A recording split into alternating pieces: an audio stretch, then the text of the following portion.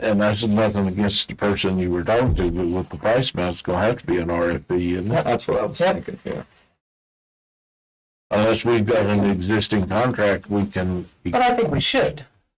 Well, I know, but I'm saying unless we have an existing contract that we could just make an addendum to, I think if I'm remembering attorney, it's not the attorney lingo, but the meaning. One in early and hadn't even said that long, didn't it? You know, if we have an existing contract, we can amend that contract to go that route, but, what do you have to, do you need our authority to go ahead and do an RFP? Or? Yeah, my understanding needs to go out. Right. Mike Shorts give us a price. We got a base. So I recommend we take it out to bid. Let our contractors put it out. I would make that motion if it's a motion to move us along. Yeah, we better. And I'll second it. We still got work to do. You second it? Yes. Yes. Okay, motion second. Any other discussion? All right. On the motion to move forward with a bid to do the work at the existing Franklin Pike site, starting with what Mr. Bolt has outlined, and say we might need to hold off a little bit on some of the fancier stuff until we're further in the budget. Right. If that's all right, but some of it we do need to spend, so just as a caveat for that, if that's all right. Mr. Booth? Yes. Ms. Cookenbook? Yes. Ms. Bechtel? Yes. Mr. Cox? Yes. And Mr. Turner? Yes. All right, we'll move forward with that bid. Thank you. Okay, next is let me give some good news. DEQ comes to the landfill recycling last week. Cheryl said, according to her phone, they walked 3 miles. So it was a thorough inspection. And guess what they found? Nothing. They found 2 little items. They're gonna find something. They have a well that was a little bit out of level. Cheryl's going to get it today, pick it up, put some stone under it. And then there's the road going to the Florida property road. There's a section of road being washed out, so he's going to get a load of stuff. All right, with that said,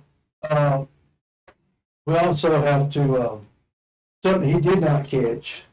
We've got a washout in the road bed. It's up to at the basin, the old basin that's always orange. That cover's got stopped up. We got to dig it out, put some stone in, get that bridge back across and so forth. The other issue is, a few months ago, Peter Newman, right? Who's that company? Okay, you know, they're always trying to keep us out away from the EQ. Right. And I think Miss Cameron, Miss Linda wrote y'all a couple months about this. And hopefully I can make it a little bit more explanatory. But he's always trying to think of something that the EQ is kind of pushing on us about this water, about this orange water, which common sense tells you metal's going to rust, the guy goes somewhere. Anyway, the EQ is what the EQ is. So, what we're hoping to do, did you get my pictures down? I did. Yeah. Okay. At the very end of the property of the old landfill, we got an outlet where all the drain water comes out. And I've been wanting to take some new, if I knew when they was coming, I'd bring some crawfish and throw in there, maybe get by with it. It ain't worked out yet. Nobody just gives me a hit off time. But then let us wash that at the go up a couple feet. There you go. Keep going. Keep going. There you A go. little bit more trouble than we want. Is the outlet. A couple years ago, we was having some issues and trying to do some things, and I told Mike Short, just dig me a lawn ditch down there. Getting excited, DEQ's going to get excited, but they ain't said nothing. Anyway, we're going to do a basin right there. We're roughly about 40 to 50 foot in length, 8, 10 feet wide. We want to put 4 foot of some kind of rock in there. Riprap. Limestone. Okay, according to the education of Billy Newcomb, this limestone will help break down this orange water and kind of collect it. And to prove to DEQ that Floyd County is still on board, working hard, breaking sweat, trying to, clean up this water the best we can. And doing stuff without being told. Yeah. Yeah. So, what the ideal is we cap that pipe. Did have an easy flow. We capped it trying to make it filter through the ground. Didn't work. So 1 second, 8-inch pipe, put an elbow on it, and do a rise about 6-8 feet. Forcing the water up, bubbling out, get a little aerated, and down on this stone, put some stone there, and then let the water flow through the stone, build a dam on the end of it, put a pipe through, flow down, put some more rock there to kind of aerate it some more. That will be a sample area. Then they want us in the middle of all that stone, take a pipe down there where they can slice it up there and take a sample out of the middle of it. But that's basically about it. The first bill that Ms. Linda showed you was $29,750. Now, I caused that to be extra $5,000. To get in there, if you ain't been there, I'll be happy to walk you down there, bring some good boots. It's swampy. I was going to lay these big wooden mats in there. Yeah. Make it easy access to get to for the future and get the tractor in there and mowing it. But save over $5,000, I believe sure we'll send somebody there and clean it. So I got that price knocked down. 38,550. I just can't keep my papers together. Went down from 29.7 to 24.3. Okay. That's something there. Now, always in the past, they may be in agreement somewhere with this contractor because he's always been the one that we've called in that location for work. So, y'all want to chew on this or go ahead and spit it out now? I think we ought to go ahead and amend the existing contract on this one. And the reason, I'm not trying to knock anybody else out, but they're familiar with everything over there, and it would be a shame to get somebody brand new in there and in fixing one problem, create another one. I don't know if I'm explaining that, but I'll go along with whatever the majority wants to do, but I think that on this one, if we have any kind of contract, we should amend that one. Do we have a contract with Short Excavating for the work at the landfill? Nope. Didn't think so. That is not something that historically we have done. Yep. We do have, we were talking about, you all did extend the contract with Billy Newcomb. Yes. Right. So that's been done, but in terms of people who do that kind of work, we don't have a ton of existing open contracts. We've been doing it all kind of bid by bid. So I guess it's time to draw up one, right? Then I would authorize the RFP on that one as well. Bid, put it out to bid, yeah. If you're ready. Yep. I make a motion. I'm saying, oh no. Motion second, go ahead. All right, on the motion to move forward with an RFP for the physical work actually needed at the landfill, as described previously by Mr. Bolt. Excuse me, Mr. Booth, Yes. Mr. Cox, Yes. Ms. Bechtel, Yes. Ms. Cookenbook, Yes. and Mr. Sherman. Yes. All right, thank you. Maybe look to do and see if we can work out some kind of contract For the For the future, landfill. for the landfill. Okay. All right, and I'm assuming we're gonna go 24,000 instead of 29,000 bid. Yeah, but I mean, once the RFP comes in, if it's above it, it'll have to come back to us anyway, so. But you took the wooden mat, you took the logging mats out. Yes, ma'am. Yes, we'll put that out to bid. Okay. I think maybe Long Island Lumber might have a few that they can't sell. Might be, seconds. Let Mark take care of that. We'll- Just an idea. we'll- All right, one more thing. All right, we've been trying to keep track of these, trash trucks. I don't like it. We can find cheaper trucks around $250, but they're refurnished. They still have 289,000 miles, 350,000 miles, and we're still way up there. So we found a couple of trucks just underneath 400,000. So hopefully be back in the future on it.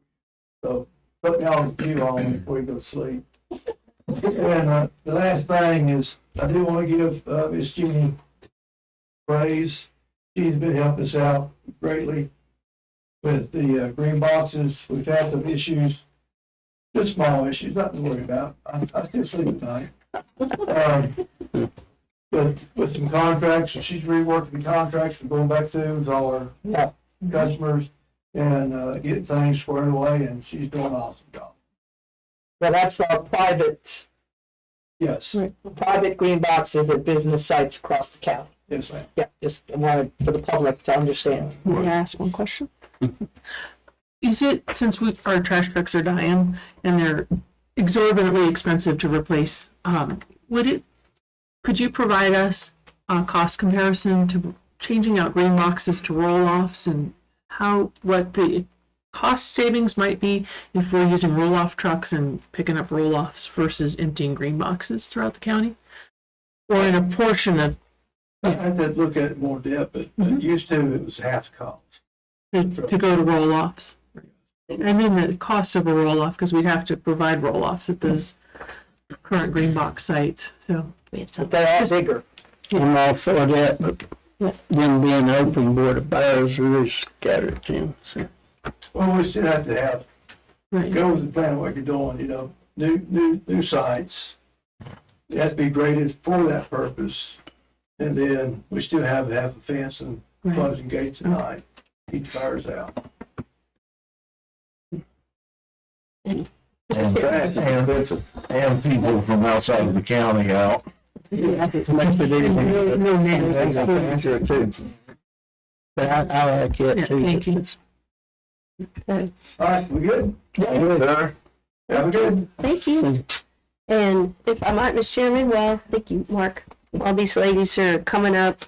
One of the things that we've talked about a little bit as a leadership management team is maybe adding review of the equipment and trucks at the landfill and at solid waste to what the equipment committee looks at. And Absolutely. thank you. And our suggestion would be out there, since you've not been out there, take you out. But beyond that, maybe have an equipment committee meeting that everybody just comes in and chats with you all, so we can get it a little bit more expedited, but still be able to do that, with the exception of, since y'all haven't been out to specifically look at the trucks.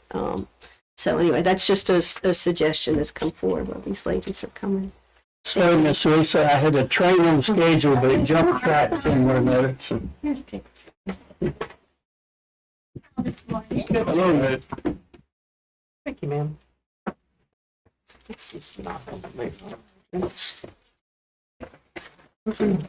More good news like Mark? Happy birthday.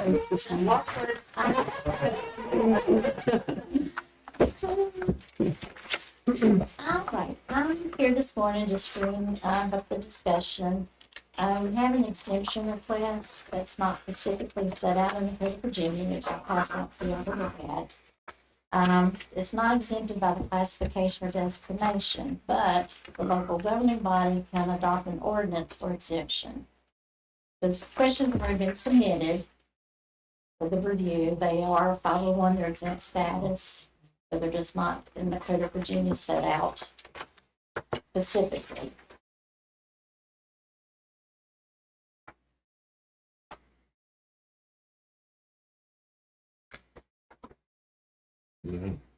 Yeah, go ahead. It's in your packet under 12B. Right. And I'm going back in memory to you with your predecessor, Steve. The previous boards have took the standing that they would follow, if they followed, they would follow whatever was in the state code versus creating our own ordinance. Because I think if I remember his determination, we have that option. We can adopt our own ordinance, or we can just simply follow what's in the Code of Virginia. Would that be your? Yes, if it doesn't fit into one of the state code provisions that it's either by designation with Boy Scouts of America or by classification, then you do have the ability to adopt an ordinance to exempt and what would otherwise not qualify per se. But it's an option. You don't. It's not a mandatory that we adopt a local ordinance. Is it? It's not required. No. The code section, I attached it behind the first page just in case. Okay. Thank you. And yeah, Mr. Durbin's in fine on that too, so. And if I might, Mr. Chairman, the Executive Director for the Center Floyd Center for the Arts, Keela, is here. In case you have any questions for her, she reached out to me yesterday, so thank you. But as you see, they have provided their 501c exempt status for federal. Any profits that they have, it all goes back into the community. Yep. As far as the code sections is classified as exempt, there's not one specific to set out for the classification or destination. I have a question. Go ahead. Mr. Chairman. Do you know how many nonprofits we have in the county that qualifies such as this? Under this. Do you have that list, registered nonprofits in the county? No, ma'am. So a quick search shows 173 registered nonprofits in Floyd County with assets reported of over $75 million and an income of over $32 million. I don't know, I did not take the time to cross-reference all these nonprofits because I would have to pay quite a bit of money to access their information to see what would qualify for the exemptions. Some are trusts, some are foundations. Correct, but a lot of them, trusts are also listed as educational. Right. So it has a significant portion of potential properties in the county. Right. Well, I didn't realize that. Yep. That's why you got me. There you go. There you go. Sure. And she does that in her free time. Yeah, I know it. Oh, my time's not free. Our spare time. Yes. What was the tax revenue amount? Last 6,000? year, the real estate tax amount was around about 5,000. Right.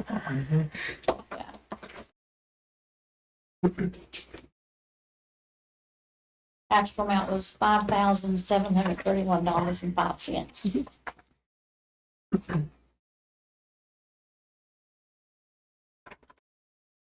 Do you have any other information to present to us? No, Anybody got any questions? That's the only questions I have for Ms. Baker. all right. Well, maybe we'll be back on schedules. Thank you. Thank you. Happy birthday. Thank you for your time. I appreciate it. Look at that. You know what I mean? She did. 1 minute to spare. Mr. Thomas? No. Yeah, I'm good. That's fine. That's.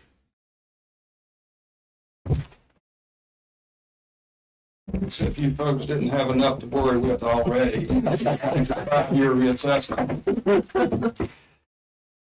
On behalf of Wingate Appraisal Service, I want to thank the board and the county for once again entrusting our company to do the assistance work and the reassessment of them Where did that go? for you, for the upcoming reassessment. The results of this reassessment will be effective The January last 1 one next on year. mine. And I got a handful of slides that I. Oh, there it is, project. Don't know how easy that'll be to look through these with your, I guess everyone has laptops with it on there, okay? Yeah, we've got 'em on there. Okay, well, there you go. As I said earlier, this is a 5-year event for Floyd County, and I've got, like I say, a few slides I'd like to move through, and we'll just go ahead and get into it.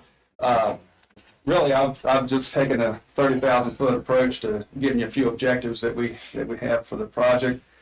The last one.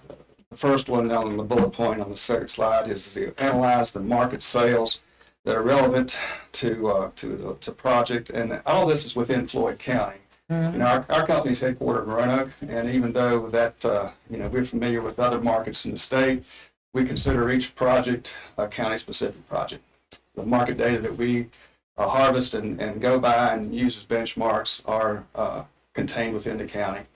And so that's an important note. I think your citizens will find that comforting as well.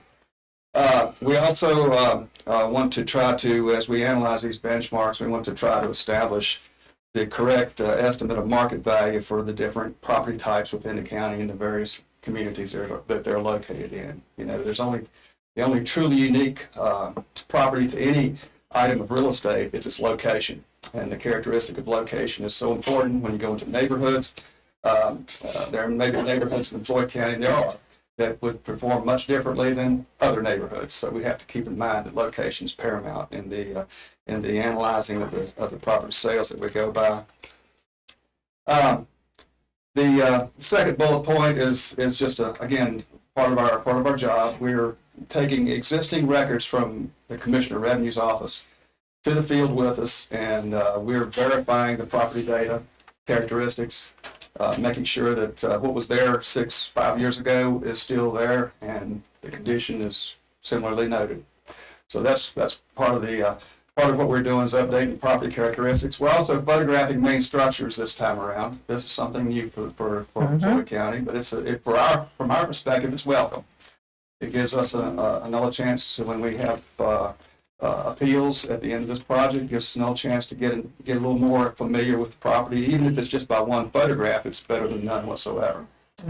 So that's going on this time. And also, I will comment that each photograph will have a timestamp on it or a date stamp, so that establishes date of visit. So that's also critical in making sure that someone understands that we were indeed at the property doing what we're supposed to do. The other item is we want to make sure that the property owners and occupants of properties that we're visiting are approached professionally and with courteousness. That's one of the things that we like to think is, you know, if you're performing reassessment work, you need to treat people like you'd like to be treated should the roles be reversed. The third bullet point here is we want to comply with the terms of our agreement with your county, and that is to estimate 100% of the market value of the properties that are locally accessible as of January 1, 2025. So the notion of 100% market value has been in Virginia law since the early 70s. I think maybe sometime around 72, it flipped over from fractional assessments over to full 100% market value assessments. So that's just just some of the very most basic objectives for our project.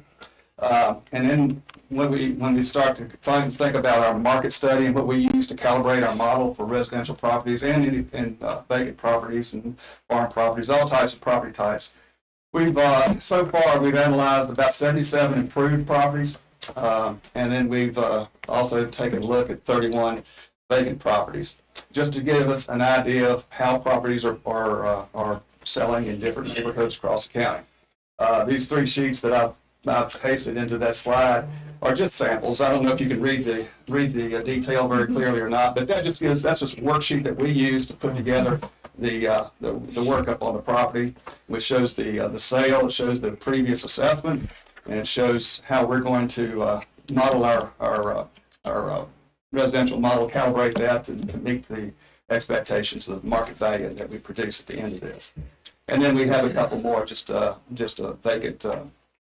vacant sales here that I've gone through. If anybody would like to see the entirety of this, it's open, it's transparent. We have nothing to hide. We'd be more than happy to share it with you. Just let us know.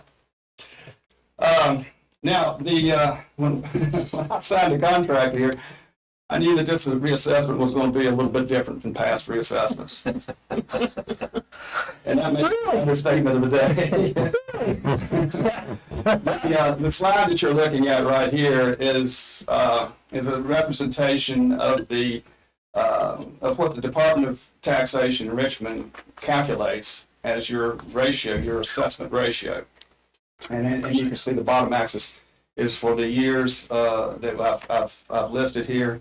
I think it's 2014 forward. And then, so, we have periodic reassessments in Floyd County every 5 years. So we're getting ready to go into one.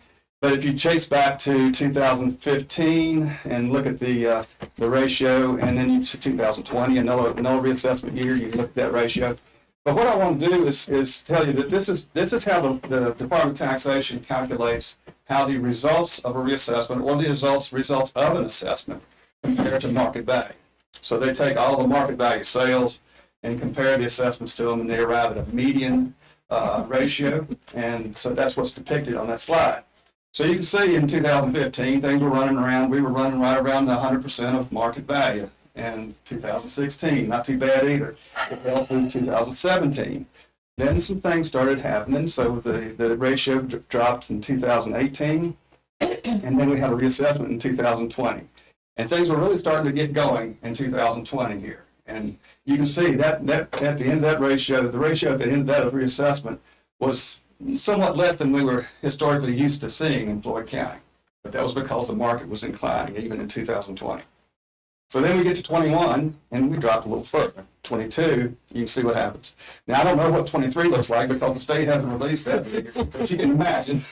Yeah. You can imagine. So I present this to you just to let you know that this is a different reassessment. We're going to have to move some property values to comply with what we're supposed to do. We're going to have to move some property values in a pretty big way. That's going to, and quite frankly, not a lot of people have a lot of patience for that. So it's something that we're going to have to be very careful with. And when you move values the more you move a value, the more prone you are to having had to discover things that are unknown previously, or you make some sort of a judgment error. So this type of thing happens. So then that's when we have at the end of this process. Now I do want to stress it is a process. At the end of this process, we will have a set of appeals where we have administrative interaction with property owners. And we discover things that we didn't know about the property, or the property owner has an opportunity to bring to us anything that might be helpful in refining our value. So maybe an appraisal, or maybe some comparable sales that they might be aware of, or a condition issue, or something of that nature. So it is a process. But anyway, that's what we're looking at here as far as the what's going to have to happen in Floyd County for this reassessment for us to comply with state code and fill our contractual obligations to the county. So why is this assessment ratio important? It's actually just a measure of the central tendency of the data, how we're actually coming out on the reassessment. There's a couple other measurements also that measure the equity of the reassessment, but the median ratio is what the State Department of Taxation goes by. And one of the reasons it's important to the county to get that ratio as close to 100% as we can is that all the public service corporations that are not assessed locally and all your rail and pipeline infrastructure, if you have that. I don't think you do, but if you would, that would also be assessed at the same level as is the other ratios countywide. We are assessing locally. So when that assessment ratio falls down to the 70s, that means that the revenue that you pull off of those public service corporation properties and the rail and pipeline properties, if you had those, would also fall in proportion, in relationship, same relationship as the local assessment ratio that the state comes up with. But anyway, that's just I guess more reason for us to do our due diligence and get this assessment back in shape as best we can. So right now we're busy in the field. If you've seen our guys running around, they'll be generally in this little ellipse of area right here, the Dodd Creek area, somewhere along the Parkway and on Route 8 south of town. So that's the general area that we're in right now. Visiting properties, and our folks will have identification that will be county provided land on the lanyard around their neck, and some, I hope that doesn't become a choking hazard, but anyway. We'll have clipboard letters that the county administration has signed for us, explaining the purpose and what we're here to do. And our vehicle descriptions and license numbers should be on file with the sheriff's office, and then they'll always have these vehicle signages. And where is that signage placed? It's on each door Okay, of the car. Yeah. I just wanted the public to hear that. Yeah. So if you see those, that means our guys are out doing what you've hired us to do. Are you knocking on doors before you enter property? Because I know that there's a lot of issues with dogs being, not y'all releasing dogs, but properties being entered, concerns about dogs and livestock. You know, there's that concern. There's a concern of, should we go past a no trespassing sign? Should we open a gate if we come to a gate? If it's not locked, should we open it and enter? Mm-hmm. There's a lot of opinions. There's a code section that says a property can be visited if the assessor deems it necessary. Mm-hmm. Well, we've kind of taken a position in a 5-year reassessment cycle that it's probably necessary. It's probably fair to everyone if we do our best to visit all properties. Now, will we go past a no trespassing sign? I always tell our people to use good judgment. There's no assessment in this county worth getting shot at. and it's really not worth getting dog hit over. Right. So it's a judgment call. We don't have a hard and fast rule, but when you see several posted signs and you say the final one says, violators will be shot, and those that are surviving people, we tend to take this a little more seriously. So what we come to try to do is try to make contact with that property owner before we get there. And if we've got a difficult entry or something that's locked, if we can find some of the neighbors that may know how to get in touch with the property owner, we'll investigate that avenue. Last resort is we do a statutory assessment of that property. That's the last resort. I've had people in the past call me, they look out the window and somebody be walking around on their property. And, that was one thing I was going to bring up with Kalinda, that whenever possible, you need to knock on the door and say, we're going to be here. Yeah. And in some of these fields, the dogs is the least of your worries. Right. You get a 2,000-pound bull that's sort of irritated, yes. This is my 5th assessment, reassessment for Floyd County where I've been personally involved. I only had one gun pulled on me. I have one more question. Right. People are I'm getting some feedback that people are concerned about how their lands are being valued. This land segment division, could you provide us with a list of definitions so we know we can explain the difference between nursery and woodland and mountain, what would qualify for that amount of acreage on their property? So We, and the computer system the county uses is Concise Systems, and they have a good software, very appropriately fitted for Floyd County.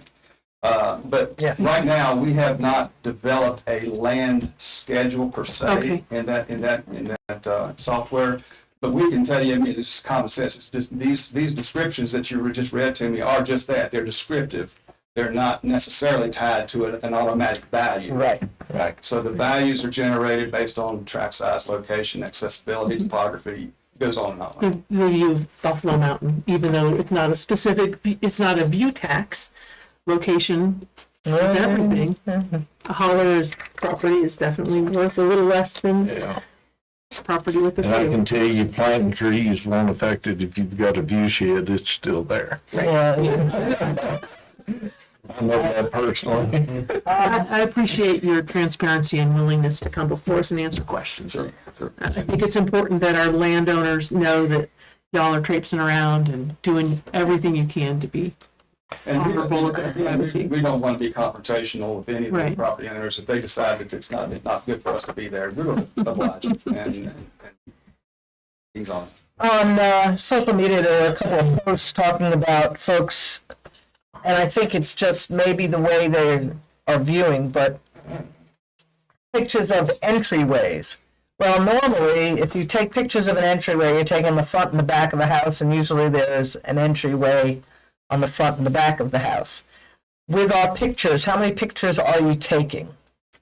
We're taking one picture of the main structure. Okay. And our instructions to our people are to get a picture that fully fills out the field of view of the main structure Got it. and a perspective that hits it from a corner so that you get a side and a front, Got it. if at all possible. Okay, so that might be the confusion if they've got a side door or, Yeah. I mean, I've got points of entry all No over human the subjects, place. no human subjects allowed. Right. And that's pretty much it. And of course, you know, they want to be a good photograph that represents the property. Now, you also mentioned that you did have the market study. Yeah, I'd if you want to send it to us, I'd love to. Sure. I'd love to look at love to look it over. Yeah. So far, Well, and also at the end of this process, you have a board. Yeah. You know, Well, a we have a local board. board that we appoint that will be for, like, just like you said, if there's problems that comes up or somebody questions, then they'll be able to come in and meet with that board. Equalization board. Yeah, That's right. equalization. Equalization board. And after we have our informal appeals, the assessor's Right. appeals, then we will send out notification of the results of anyone that might appeal that. Right. And then, of course, if there's further need, they can continue that appeal to the Board of Equalization. I have one other question. When it comes to, I want to put this correctly. When it comes to assessing, there are some properties within our county that are one of a kind. How are they being looked upon, and are they influencing other property values? Because they are one of a kind. How is that being taken into account? I know that there are many citizens that are wondering that, and they're scattered throughout the county. Sure. And it's not, Floyd County is not a real easy county to No. do an assessment. No, it isn't. You have, you know, in some markets that we work in, you have homogeneous product all over the place. You got cookie cutter subdivisions and you got this. So you model this thing out and it just works like a champ. Sure. Floyd County, much the difference. What we have, you know, like I say, unique properties. Some of those you might be referring to very customized. Yes. And so they tend to kind of occupy that same space for them, compete for the same type of buyer. So when you look at those, you have to compare like properties among similars. Not necessarily there will be any duplicates, but there will be similars. And the buyer that would compete, or the property that would compete for a buyer in that $650,000 to $800,000 price range needs to have, those types of properties need to be compared amongst themselves. Okay. And none of them are exactly alike. Right. But, you know, some will have more desirable features than others. Right. And actually quantifying those features so that it's not so subjective is a tough thing. Right. And it's Right, and that was. here we are. We have to. Right, and again, I wanted our citizens that may be Yeah. watching or watching at a later date to understand that, and Along those lines, if I may, I think it's similar to like a piece of property, say, that has a radio tower on it. Well, that piece of property is going to be assessed as an improved lot. And correct me if I say something wrong, but I've been questioned on this already. But that doesn't necessarily, by that being an improved lot with a radio tower, that doesn't directly impact the lot right beside it. Correct. You know, Well, every property has its own highest and best use. Right. And if you have a conditional use permit or a zoning ordinance that allows for a cell tower on a property, and maybe the adjoining property doesn't have that, then no, you don't have apples to apples there. right. Right. Well, I just wanted to get that out there because, and I know you were going to run into it, that there's some developed properties, there's some potential properties to be developed with that.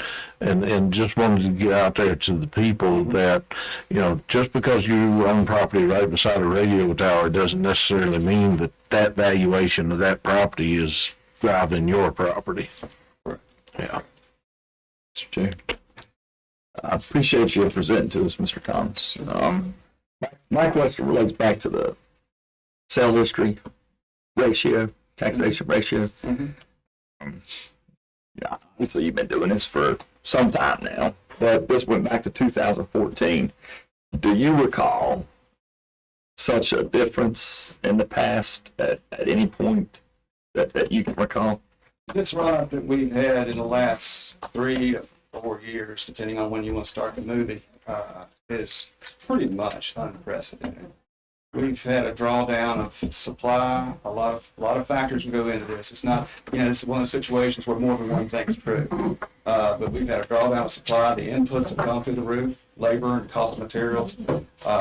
So things are just built on themselves. And then we thought last year that, when the interest rates started going up 6-7% for 30-year fixed, we thought that was going to slow things down, but we haven't seen evidence of it so far. Yeah. But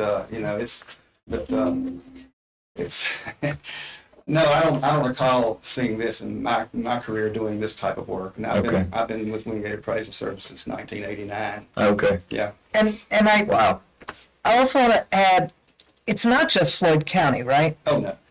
Okay, I just wanted everybody to hear that too. We're but not wrapping up a project over in Southampton County, and in that county we had a 43% increase overall. Wow. Well, just comparing, old total to new total. So that's kind of what we're getting there. It's not just Floyd County. I find the outlier being 2019. You can sort of see a general trend downward. 2019 just seems like the data was, I know data is data, but it just does seem a little skewed because, Right. I know for a fact that, I don't know. I think that's a little skewed there. Not your fault, just what you got from the state. That's right. State does their thing. The most I can remember is in years past, we've averaged anywhere from like 7 or 8% to maybe 12. This is not going to be one of them. But it's not going to be one of those years. And I'm not trying to just fuel the flames here, but it's a good idea. I tell our folks when people ask them in the field, what's the assessment going to be? Let's just be honest with them. It's going to go up. In most cases, I'm not going to say universally, but in most cases, it will go up. Good then, I'm already saying it, but and I want to say it here, and we'll all have to say it. We still have the equalization to deal with after all of this is done. Just because there's a 40% increase in the values doesn't mean you're going to automatically pay 40% more in taxes. Yeah, of course, the tax rate's one component of that also. Well, and I know that's outside your area, but unless you want to take it on, Well, he did say he's only had a gun drawn on him. Yes, in another project that we were working on, the actual Board of Supervisors released a statement saying, as a result, we understand the results of this reassessment are not typical, so we're going to take a hard look in lowering the tax rate. That was actually a statement in the Tidewater news that serves the eastern part of the state. Yeah. And that helps because, people gotta know that, it's not dollar for dollar increase in the Right. We don't catch it no matter which way we go, but. That's the truth. One thing over the years, and I guess I'm probably stepping on toes, I guess, but I've often wondered how you come up with the land values. Because when my father first started that farm, he bought it in 5 different tracts. So when I bought it, instead of making one big plat, I just read it, because I give my kids a lot of them, 2 of them.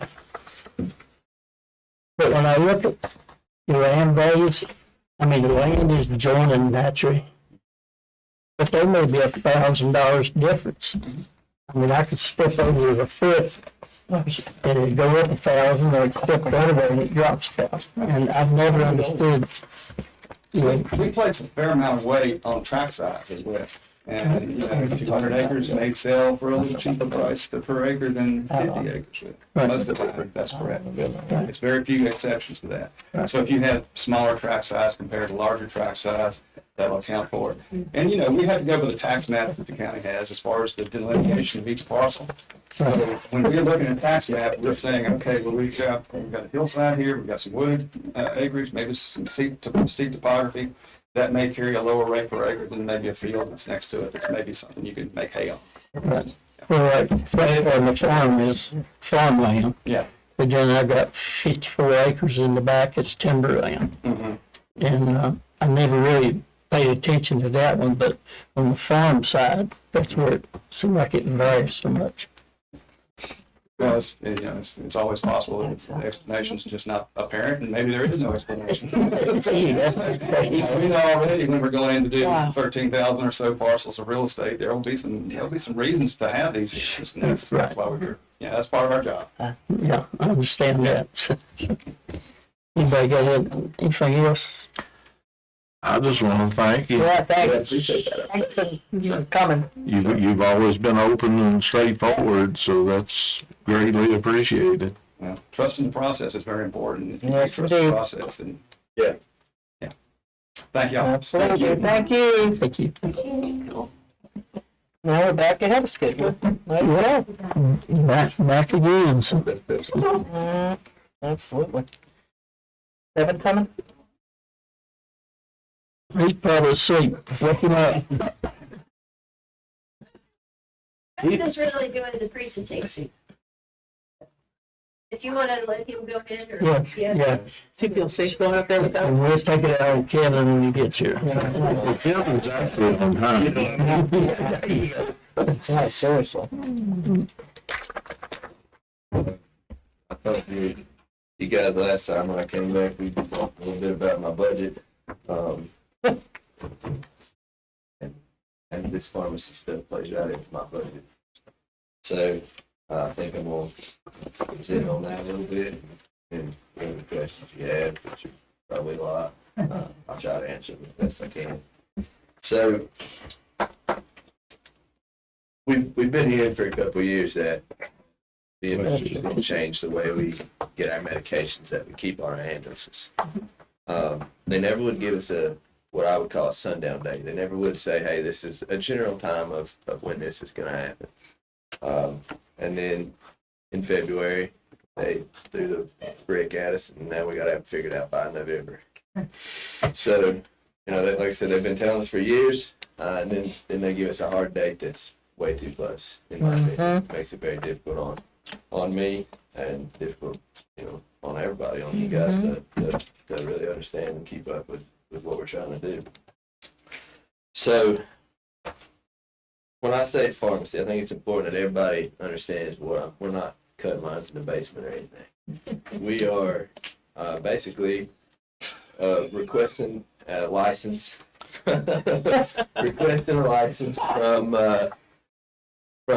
Virginia Board of Pharmacy, and what that is called is a controlled substance registration.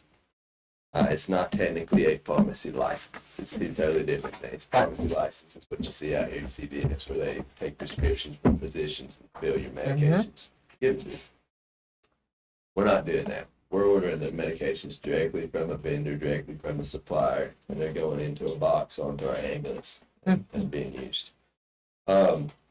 So part of what we have to do to meet all their requirements is we have to have, you know, a room with their security and all those types of things. We have to go through inspections, both initial and then ongoing yearly inspections. We have to submit inventories on a regular basis. I think it's biannual inventories to the Board of Pharmacy. It's a super regulated deal, to be honest with you. And we're the last locality, except for Patrick County, in our little region here to be catching up to this. Everybody else is ahead of the game. So I was unfortunate that Kevin's not here because he's running the logistics side of this thing. He's helping me figure out where it's going to be, the room, and I'm sure he'll catch you up on that when it's his turn to do that. Excuse me. What I'll talk about, excuse me, is the medications, and kind of the supplies and kind of cost of that side of the link.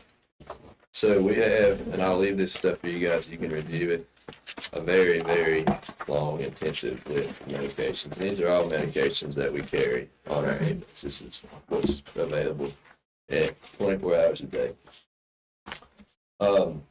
This is broken out by quantity. It is enough to stock our initial stock, and then enough to go into our, what I would call back stock, which is what I'll come in every week and resupply the ambulances out of. The total initial buy-in just for the drugs is around $13,000. It's not a crazy amount, but it's a decent commitment, right? For medications, for a consumable product, it's a pretty decent expenditure. For the tools that we need to, you know, to carry the medications, to secure them, to basically package some of them, like some of our medications, like nitroglycerin that we use for heart attacks, it physically makes more sense to package them in smaller packages than what they're brought in, because once it's unpackaged, then it's considered a used medication, right? And I can't put it back in the ambulance, but based on the pharmacy regulations, if we go beforehand and break those packages out into smaller packages, then we can extend that. Basically, these medications come in packs of 25, and if I open one pack of 25, I have to throw the whole thing away. But if I blister pack it into smaller quantities, then I can open a pack of 3. Probably use all 3 of them instead of using 3 and throwing 22 away. So equipment to do all that stuff, to set all that up, security tags to lock our medications so that basically tamper evident type seals. The printing tools. We have to have a double locking narcotic cabinet for the Schedule II medications. All that stuff together, about $3,500. The bags and the tools that we need to do those is honestly the biggest expense. I mean, we're looking around $30,000 there for the bags and everything that goes into that. The IV pumps that we need to use those medications, all that stuff is here. And then, like I said, maybe Kevin can help us a little bit with some of the infrastructure costs, but I think we're estimating probably around $10,000, maybe a little bit under for that. I didn't do the math in my head as I talked through those. I would say probably, I mean, we're under 100,000 right there, so that'd be 20, 40, about 60 or 65,000 so far. Some of the medication costs, you know, that's from one vendor. Excuse me? No. Oh, I'm sorry. That's all from one vendor. So currently we just use 2 vendors, and one of them doesn't sell medications. One of them only sells the supplies that we use, IV needles, stuff like that. As we go through this, we'll find probably 3 or 4 different vendors that we can cost compare and stuff like that too. So it may go down, may go up. I don't.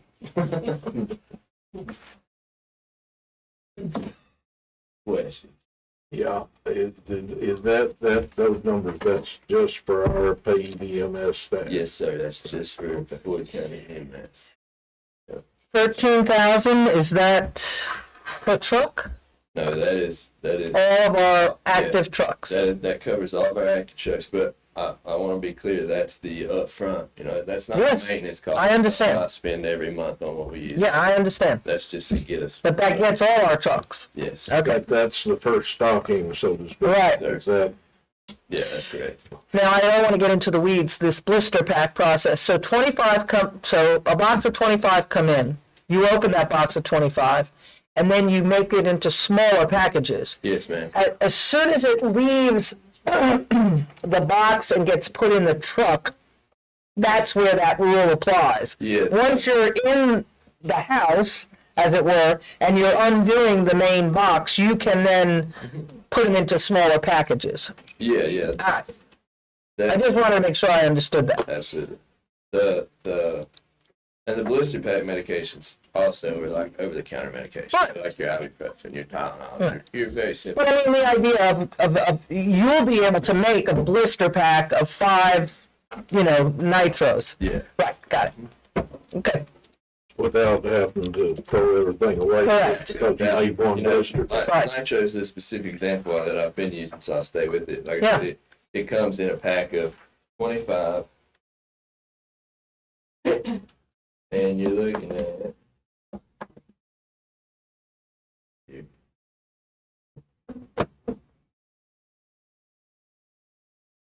about $52 a bottle, so about $2 per pill, right? We don't want to throw away 20 of those and waste Right. 48 of our $52 just because. No, we do not. To me, it makes sense to spend, the probably $550 up front for the 1,000 kit of blister packs, which Yeah. 1,000 will go so far, and be able to. It just Mhm. it adds up on the back end versus just throwing it away. Oh, absolutely.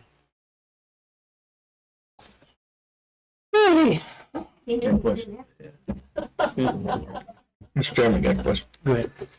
That 6-digit number you threw out there, that 100,000, Yeah. that was included in the 13? Yes. Yeah, that was the whole. And I'm shooting high on that because there's Because actually he there's a did few 60. things that I'm behind the 8 ball. I'm not Yeah. gonna lie, I'm behind the 8 ball on this. So there's still a few things that I have to get sorted out, and most of it pertains to equipment. A couple of it I have to meet with our OMD and get a little more direction on. Because ultimately, the way this CSR works is it's all in my name. It's not Floyd County's name. It's not Floyd County Mess. It's not our OMD. It's me. So that's good for you guys because if something goes wrong, I wear the orange slippers, not you guys. So anyway, there's a few different things that I have to sort out here. So I'm estimating high for the time being. I anticipate having something way more accurate. And that's like to get us going here. Yeah.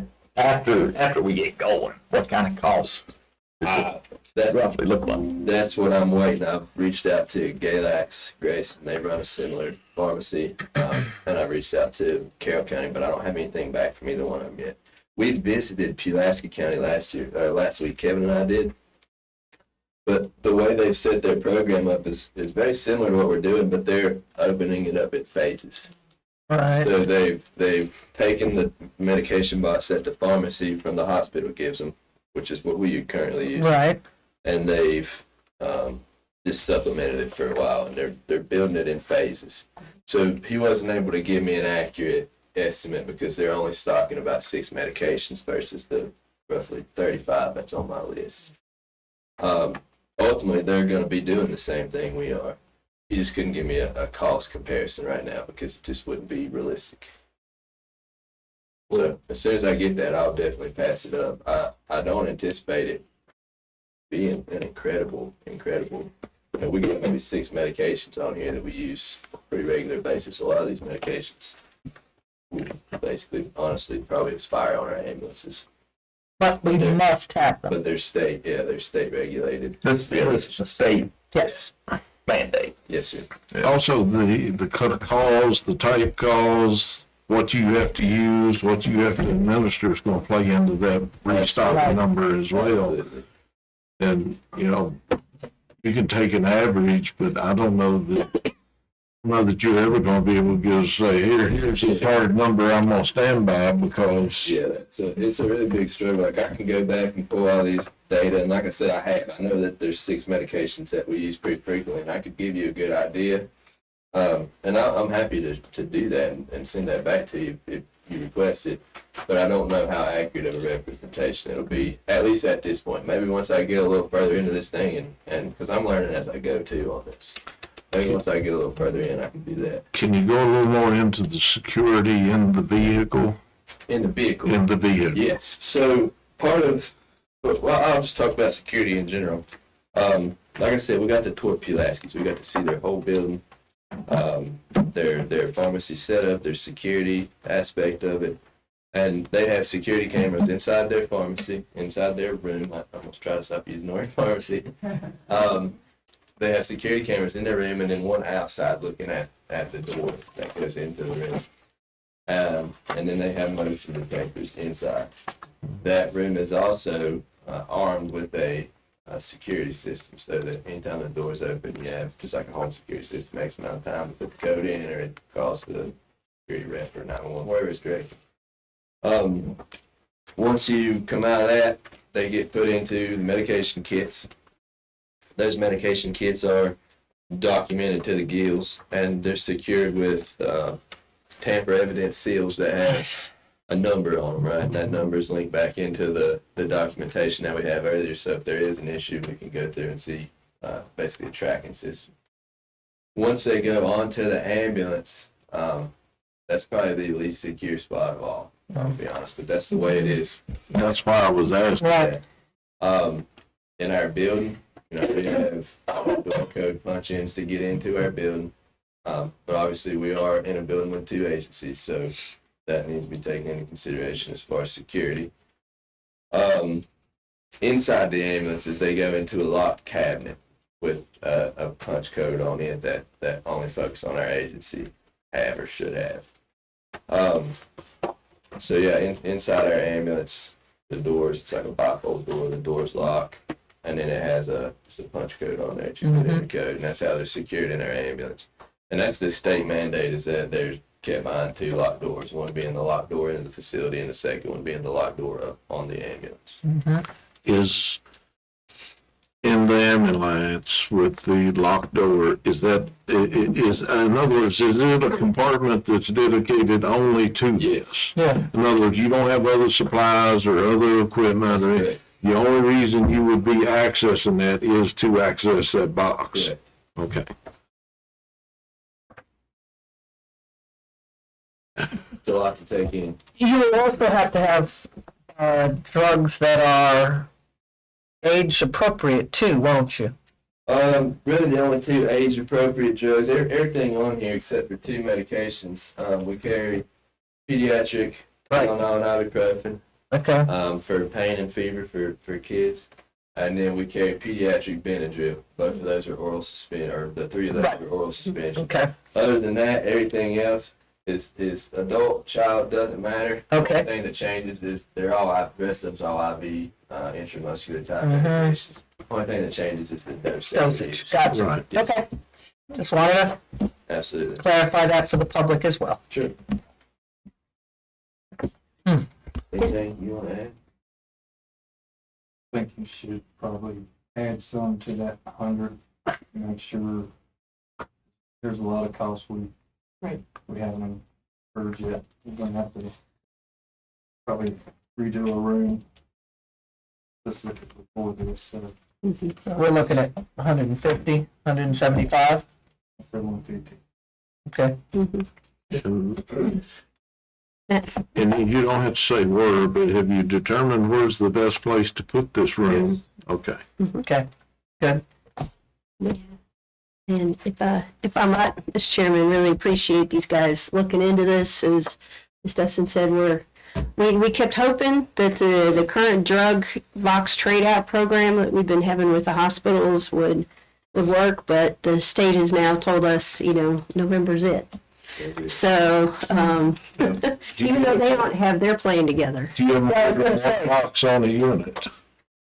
Yes, there'll be 2 boxes on each, which is currently what we do right now. Well, that's what I was getting at, because you have a box, you go to the hospital, it's quite often you have another call before you have a chance to get back into the office. Yeah, actually rode the ambulance yesterday, and we did very, very similar things.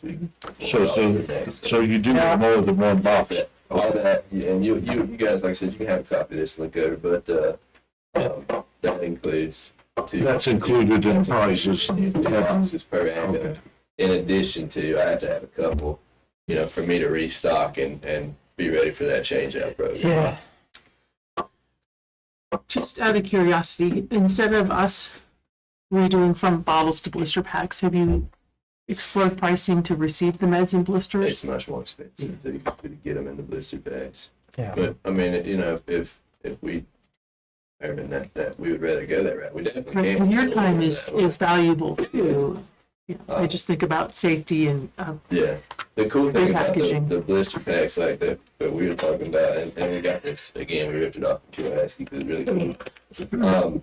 They're color coded. Right. Color coded. They have their own printable label on it where we can set it up exactly, and it just creates less opportunity for mistakes to be made on our end.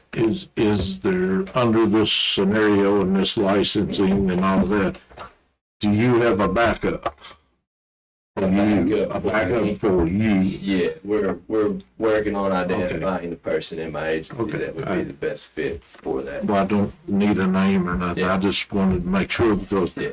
If for some reason you're unavailable, Absolutely. yeah. Yeah, we got to build a redundancy into it at least, just Absolutely. for the simple fact that I can't be here, and that's honestly been our biggest logistical nightmare so far, is figuring out 24 hours a day. At 4 a.m. when we have exhausted both of our med boxes, how do we get a new one?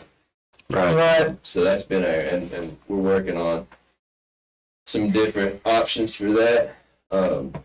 Namely a storage locker that will sit right outside where they can change things out. But it's a locked biometric type deal maybe.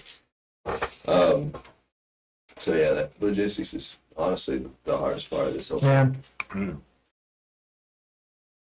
Mr. Chair, if I might to add just a little bit to this, and again, to thank them for all the hard work they've been doing, and Dustin's already been working with Dr. Patterson, trying to work through all of this, and he was aware. He knew this was going to be an issue when we interviewed him.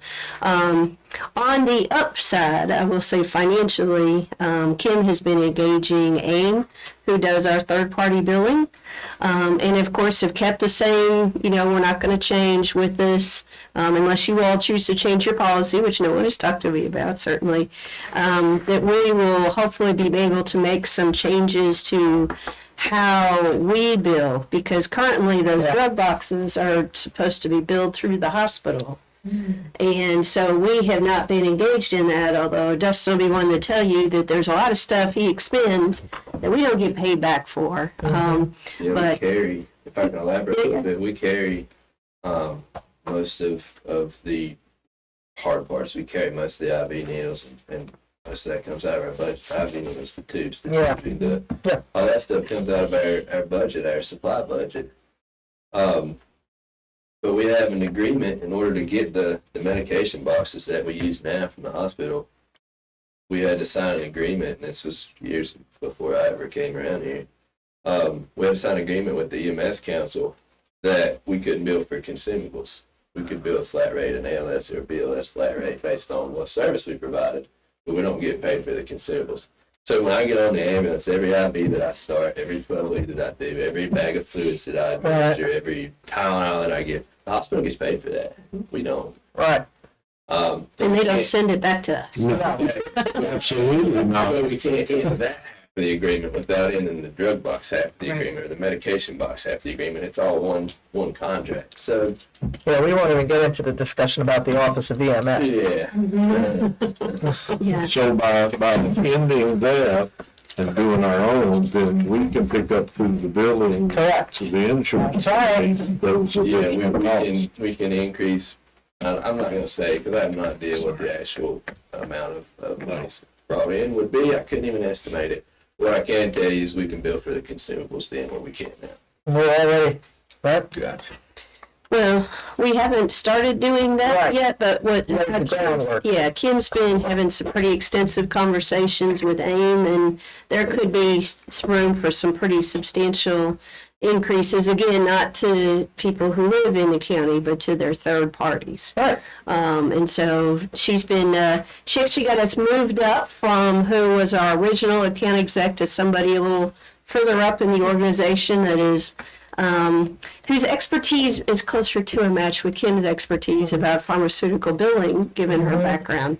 So that was really helpful. So while it's going to be a pretty sizable nut, and that's why we wanted to have Dustin come early, let you know this is something that's going to be pretty substantial for us.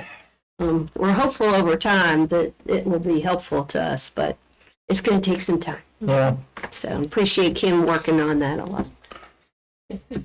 I will say this part of our goals that we set for 2024 was professional growth for our staff members, and what that translates to is a higher level of service for the citizens in our community, and getting through this is paramount for us to be able to do that. So feels like a bad thing at first, but it opens a lot of doors for more services that we'll be able to provide, and Yeah. really give ourselves an opportunity to grow. And Well, it's going to give you right much of a headache, probably already has right now. you're absolutely correct about that. But once we get everything knocked out and then the procedures and everything in place, from just my little, it looked like it might be a better this way Yeah, in the long run. yeah, and Now, it's going to be hard for you yeah, getting it cranked up, but once it's established, everybody gets used to it, I think it's going to be a better system maybe than what we have. yeah, I think so too. And that's been the feedback from other localities is once we got it going, we're really happy. Like we like this much better than what we were doing before. We essentially we're hamstringed right now with what we have, and we can't really make a lot of decisions about what's best for the folks in our community because we don't always have the medications that fit what we need. Whereas this is completely tailorable to what is going on in our community.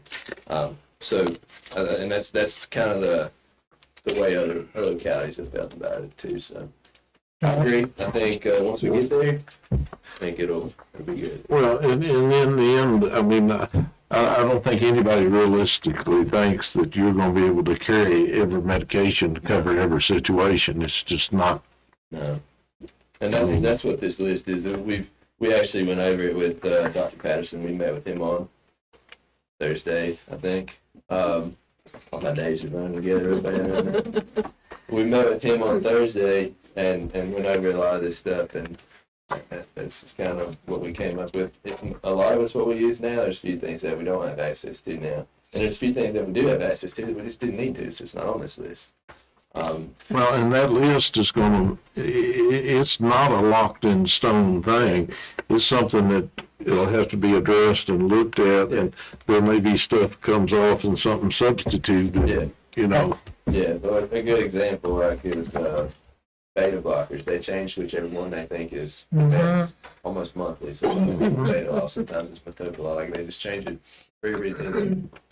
So you know, I agree. It'll definitely be a kind of a living document that changes. Yeah.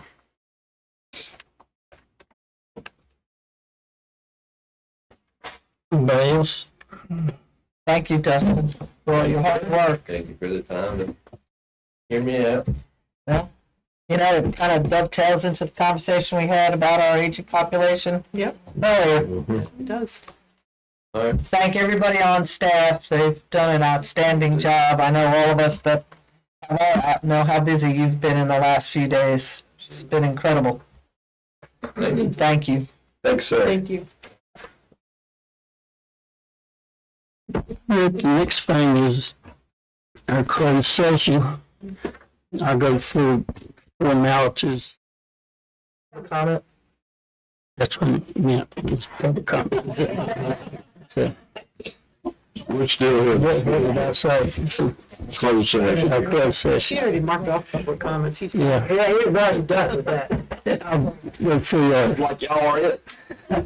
preliminaries for the closed session or public comment. I'll get it right in a minute. So, It is the intent that all persons attending the meeting of the board, regardless of handicap and conditions, shall have an opportunity to participate.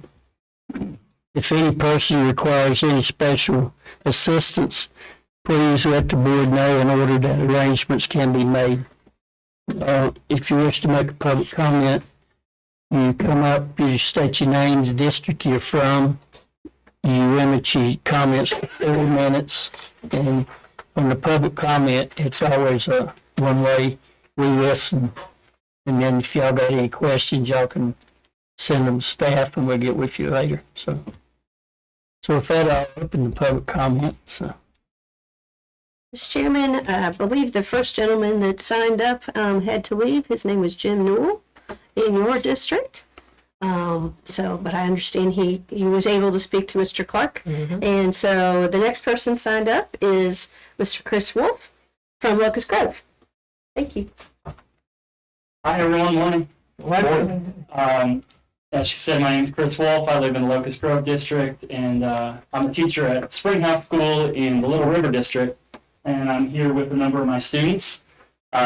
Grateful to be here today. Springhouse, if you don't know, is a kind of micro school, independent school with a vision of a world where all life thrives and a mission to fundamentally reimagine the purpose and practice of education. And so because we're small and because we're thinking like that, we have the flexibility to come and do things like see local government in action. Because of some of the things we're doing, we have this freedom and flexibility. I feel like we've got a lot to offer our communities. One of the reasons I ran for school board in the last election cycle. This class we're in is on government and politics, and I'm really excited to do a lot with our understanding our local government. And so coming here felt really important, and I'm grateful to be a part of it. Our school, we're really committed to service. We want to serve our community, and so even as we're learning and inviting the community in, we want to give back.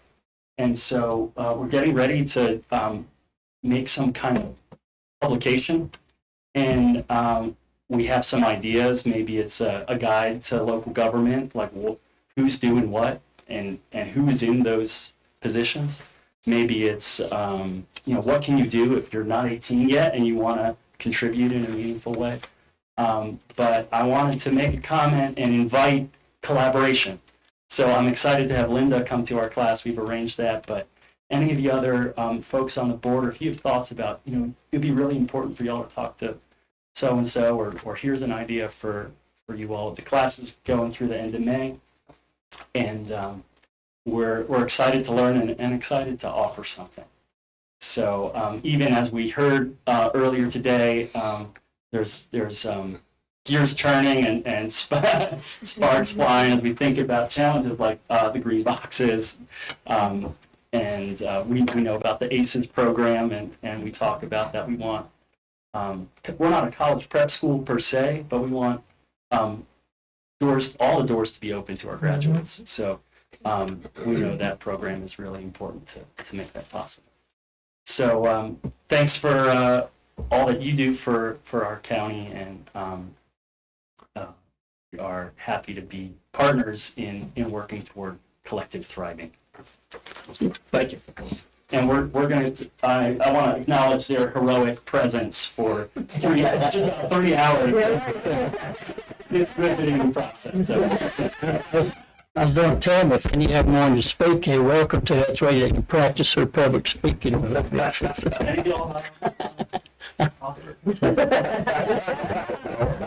Not today, maybe. But we do appreciate y'all coming, and you're welcome anytime. Absolutely. Even if you don't want to come to school, if any of them just want to come sit in the corner and listen to us, they're more than welcome to do it. So. Appreciate it. So.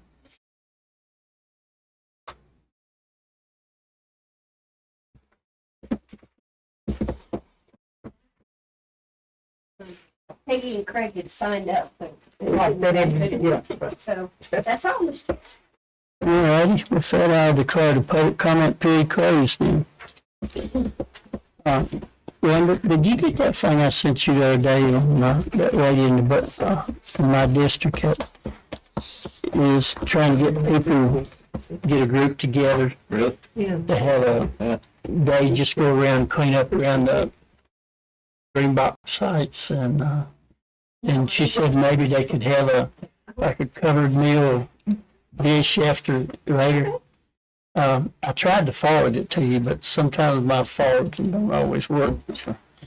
So if I find it, I'll try again to send it to you. Yes. Maybe you can reach out to her. That would be great. I'll be happy to do that because, as you know, we usually have a cleanup once a year as it is. So I don't know if that's something maybe folds into that, or if we want to do something else. So I'll look for that and reach out to her. Thank you. And also, I did notice when I was at the high school for our basketball banquet that the salad bar and all of that's back up and running. So at one of our day meetings, if we wanted to go over to the high school, remember, put that back into motion, go visit the schools and have lunch. Yeah.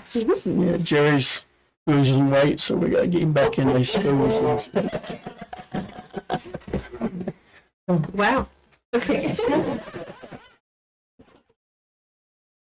He likes to put a lot of his chicken.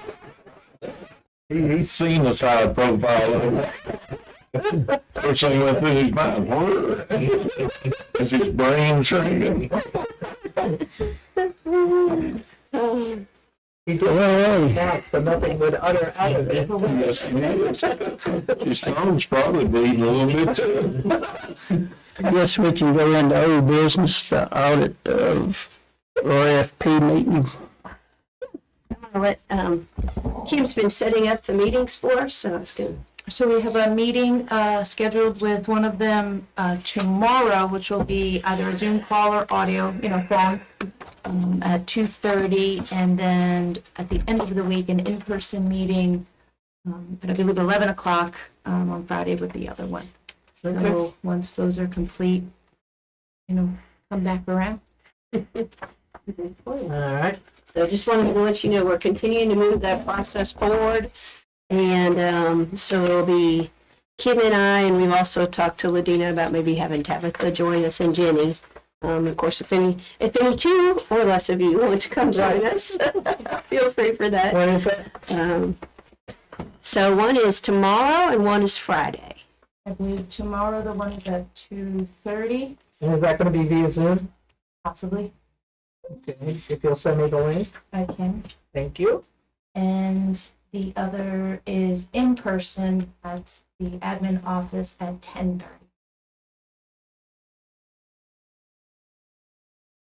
On Friday. Yes, ma'am. Oh, 10.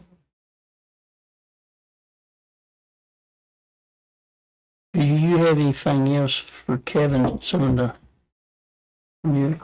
I thought if he didn't, maybe we could drop down to that changing the color to private roads.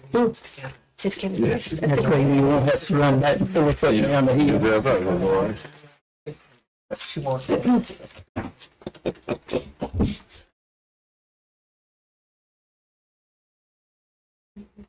Yes. Have at it.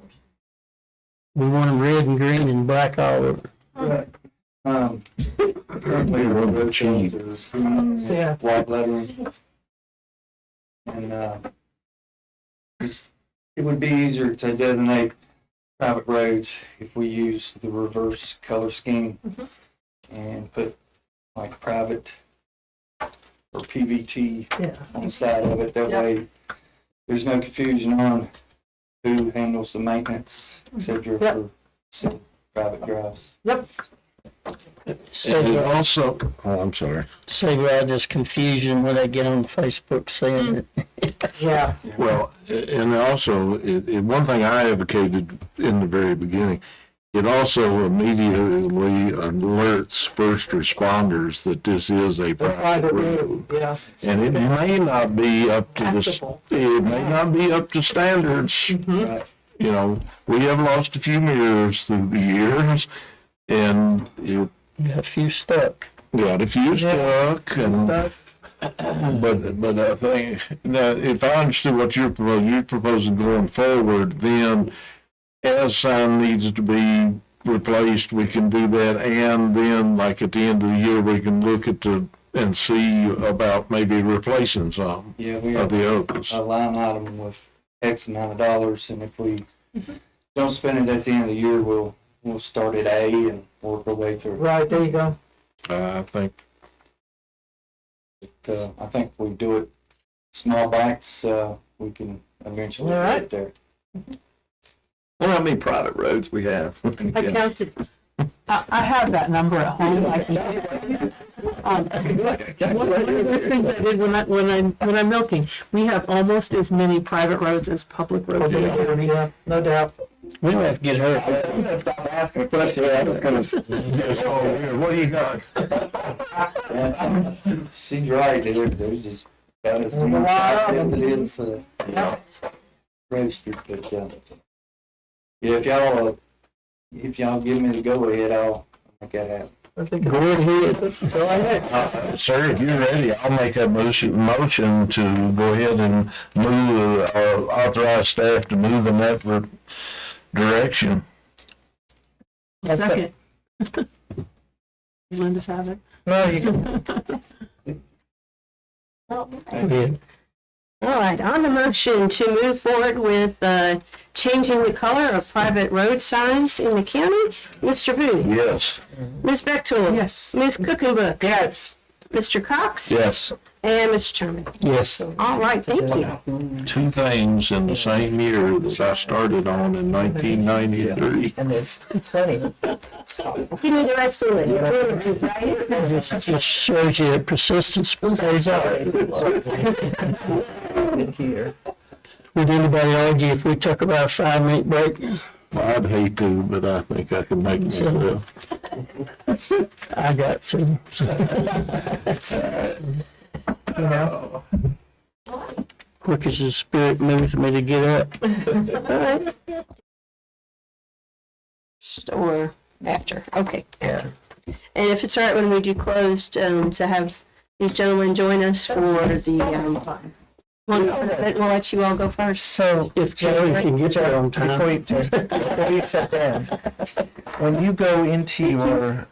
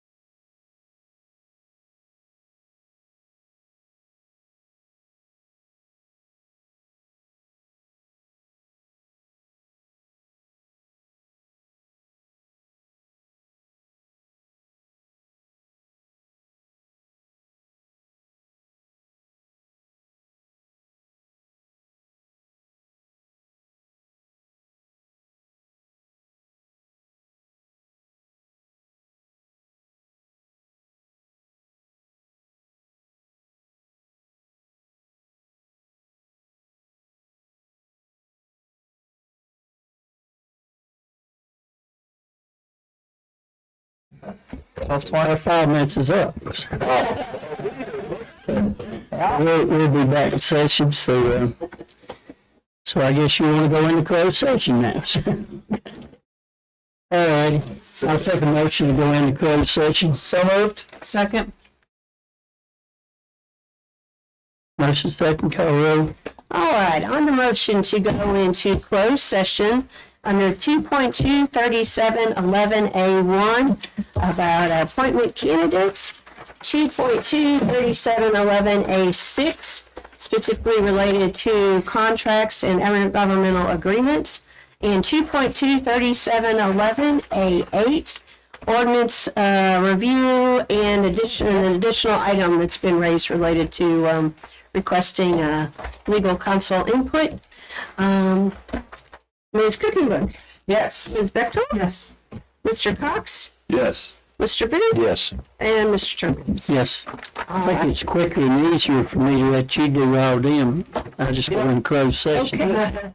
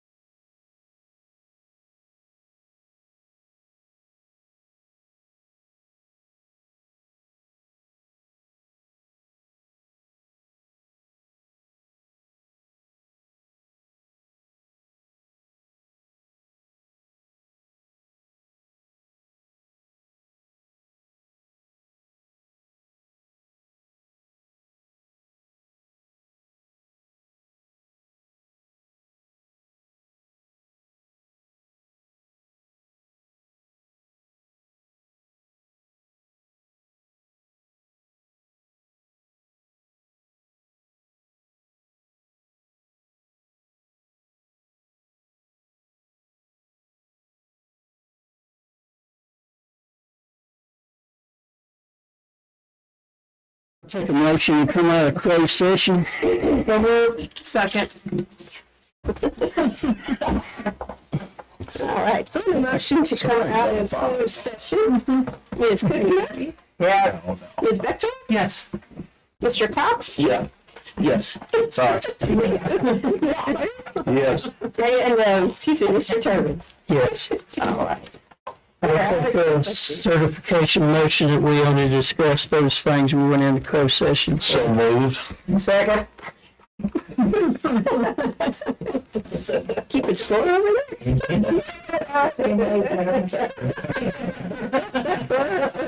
Last time.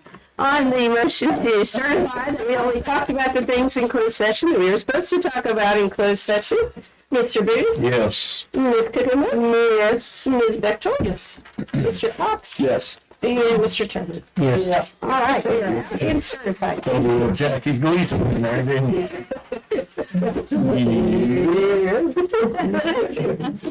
So I guess what we need to do is, Turn the page. yeah, I found my page. Go down to new business. Floyd County Economic Development Board appointment for 3 years. We chose him 4. Oh, yeah, I thought it was a 4-year term. Yeah. Not sure. I thought it was 4 years for the EDA. There was something odd. Now I was thinking back about the timing on some of them. I can take that. We can do it for no more than 4, and using that terminology, it's always anywhere. Thank you. I'd like to make a motion to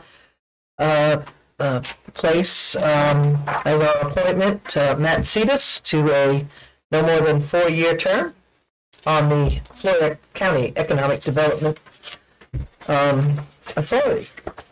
Second? Motion second, any discussion? Call roll. All right, on the motion to appoint Mr. Matt Cetus to a term of no more, an initial term of no more than 4 years. I saw that there. To the Floyd County Economic Development Board Authority. Ms. Cookerman? Yes. Ms. Bechtel? Yes. Mr. Cox? Yes. Mr. Booth? Yes. And Mr. Turner? Yes, I'm glad you stuck that in there because we were, Yeah. that could double one time.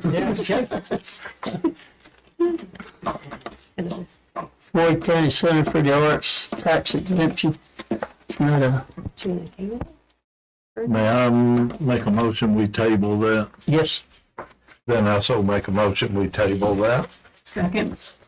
alrighty. We call Okay, on the motion to table the tax exemption discussion for the Floyd Center for the Arts. The exemption for the Floyd Center for the Arts, thank you. Mr. Booth? Yes. Ms. Bechtel? Yes. Ms. Cooperman? Yes. Mr. Cox? Yes. And Mr. Turner? yes. All right, thank you. Now you're down to C. All these folks have been waiting all this time. Request for abandon the discontinued portion of SR 646 Highland Road Southeast. Which I think Carla Good. will be able to help you.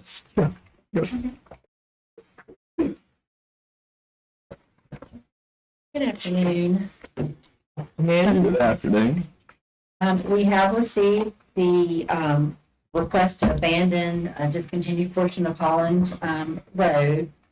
In your packet, I included all of the items that the petitioners put together, which is a very thorough petition, so I appreciate that. And then some maps that I put together for you. I would like to entertain any questions that you have.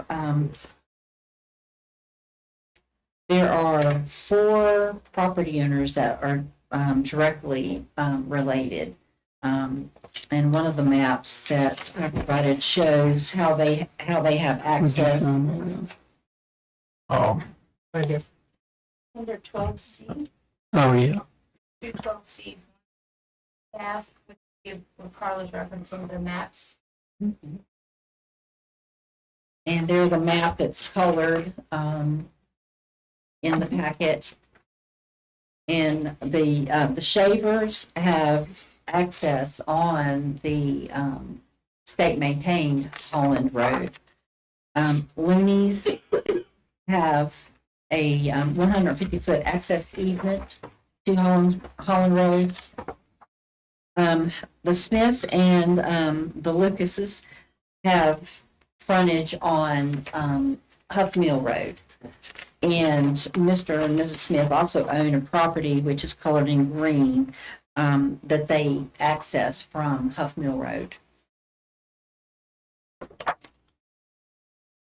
This is when we was talking about a while back when that you brought it. I don't think so. This was the first week. Oh, okay. All right.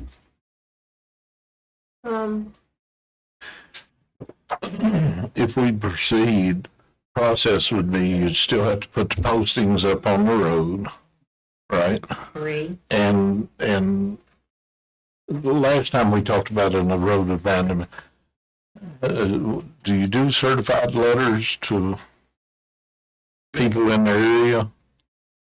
Anyone who, I have to look at the exact language, yes. Anyone who has, I think, frontage or rights of access to that, a portion to be abandoned is to be given. Or if it's somebody looked like they might, you send that to them, and it's up to them to bring forward, all right, if I've got a right to get to this road, you have to present it. The last time we sent certified mail to the petitioners, the adjacent properties, and maybe 1 or 2 back from the adjacent properties. Right. And we would do that again.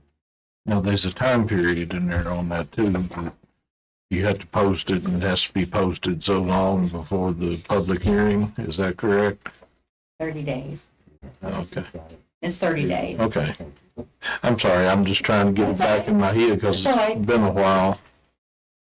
Mr. Chairman, I make a motion for us to proceed with the process to abandon 646 Holland Road. I'll second it so we can Yeah, discuss. I'd like to discuss a little more. Yeah. So, Mr. Shaver, I know.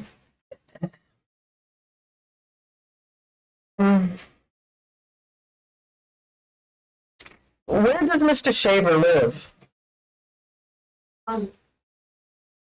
Mr. Shaver. Hold on. Yeah, Queen Anne's. Copper here. All right, so he lives right down the road. Yeah. Off Can you 221. write his name on one of the maps? If that helps? Oh, no, I know it is. I just was questioning his signature. But, I mean, Katie must have had him in the office. Or she went to his place. Or she went to his place. I don't know. I was told that Mr. Shaver's grandson now lives here.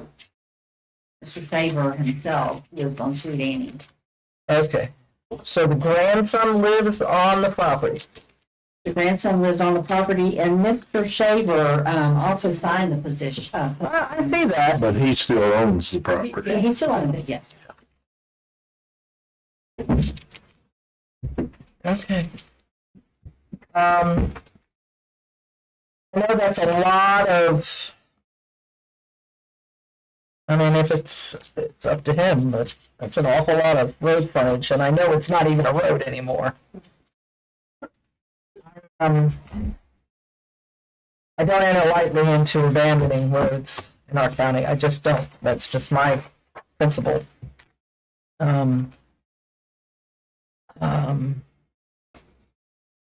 Okay, that's all I have. They do still have several road frontage on the non-discontinued portion. Yeah, on Holland, I see that. But, you know, in lieu of what we may do down the road, that might translate into something different. So, I don't know. Okay, That's why I wanted to make sure that we were going beyond just the 4 or 5 affected people with the certified letters Correct. to make sure that others are notified. Right, I got you. And that way, and then in their ballpark. If they think they have a claim, they have to come and present it and prove it. I think it's what we've, motion was, that you move forward. Yeah, let's move forward. Move forward with the process. Not that we're doing it. Yeah. Yep. And the petitioners are here, 2 of the petitioners. 3 of the petitioners are here if you have any questions for them. I just agree, this is very thorough. Yes. Well presented. So have any discussion? Call the roll. On the motion to move forward with the process to abandon the discontinued portion of State Route 646 Holland Road Southeast, Mr. Cox? Yes. Mr. Booth? Yes. Ms. Cookenlook? Yes. Excuse me, Ms. Bechtel? Yes. And Mr. Turner? Yes. All right, thank you. Will we go ahead and set a public hearing date? Well, when will you have the signs posted? We need to make sure we're 30 days after that. Right. What I had requested was to have the hearing either on April 23rd or May the 28th. April 23rd would give us time to go ahead and have them posted by the 23rd of this month. Posted and the certified letters out. And the certified letters, yes. Well, we just did the 23rd, yeah, it's state a maintenance 6-year 6-year road. road plan for that same night, so No, well, more the merrier. I don't see this taking long. No, long enough to vote and it's back. So, On April 23rd? Okay. You need that in a motion or So, to set a public hearing? Don't you? You won't? Yeah, so I'll make a motion to, for us to hold a public hearing, April 23rd, 6 p.m. or as soon there. or as soon thereafter. For the abandonment. On the motion to hold a public hearing on April 23rd at 6 p.m. or soon thereafter regarding the potential of abandoning the discontinued portion of State Route 646 Holland Road Southeast. Mr. Cox? Yes. Ms. Cookenlook? Yes. Ms. Bechtel? Yes. Mr. Booth? Yes. And Mr. Turman? yes. All right, thank you very much for that. Thank you. Walk away.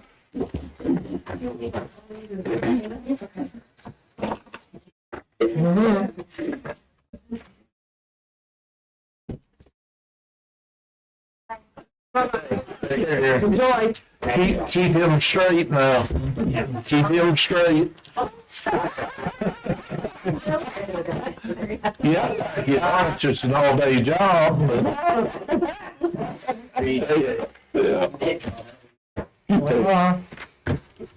right, I guess we dropped down to board time, can't we? Well, we still got the, No, we took care of that earlier with Kevin. no, I'm talking about the, bills. We said we'd delay that. Yeah, we still got the bills to do. Yeah, okay.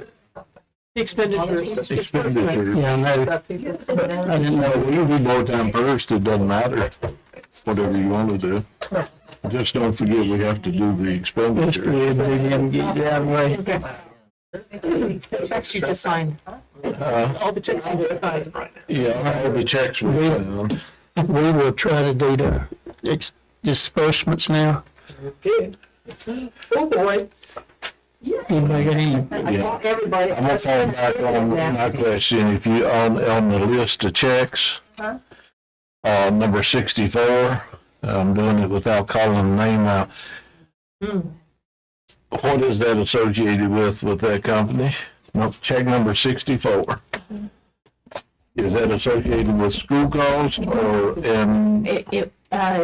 Past school cost per conversation, to go ahead and take care of that. It was specific mapping that has been approved. To go ahead and pay that portion.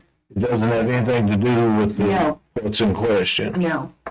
one way or the other? Oh, is that, Yeah. they submitted, The maps, It's for the as-built, and we've received a correct, request for payment, and, yes. okay. So It- this will, Just for the map portion. so this will potentially start the decision clock running. Correct. So we will have to, This was what the what? The decision clock running on any other project. portion, Right, that remains unpaid. right. So we have to pay this to start that clock? The clock starts running, under the dispute claims procedure, you have 90 days from the date of final payment to make a decision on the contractor's claim. So this would constitute, I think, the intended, recommended final payment. Well, see, I want to hold their money too until they figure it out, because they're involved in this too. Yeah, they are. That, whose money? Isn't this is payment, They're the design, Engineering firm. they are the designers of all this. this is the payment to Thompson and Litton, not to, Well, I wasn't gonna say that, but yes, I will say that now. It's a payment to Thompson and Litton. Yeah, it is. Yeah, it is. Number 64, that's what it, Let me make sure.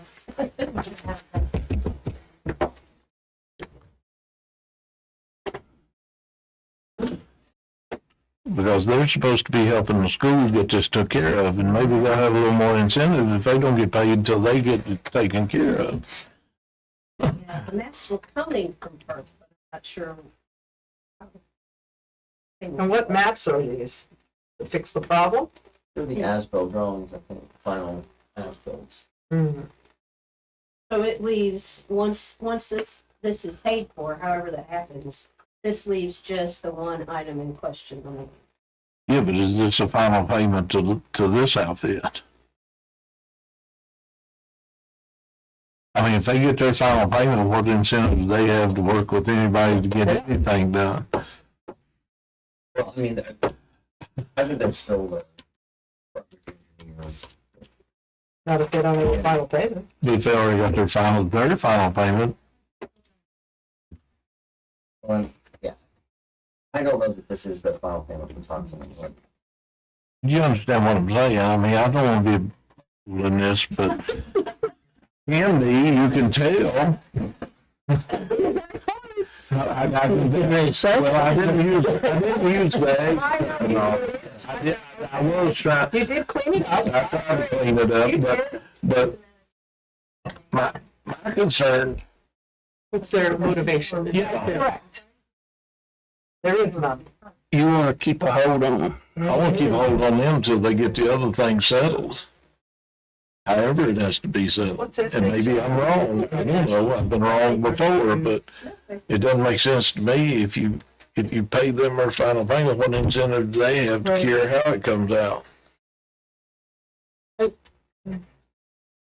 And maybe I'm looking at it wrong, but I just, if that's a final payment to them on this project from us, then what's their incentive to help get the situation, you know, what dog do they have in the hunt? And if that's the case, I just.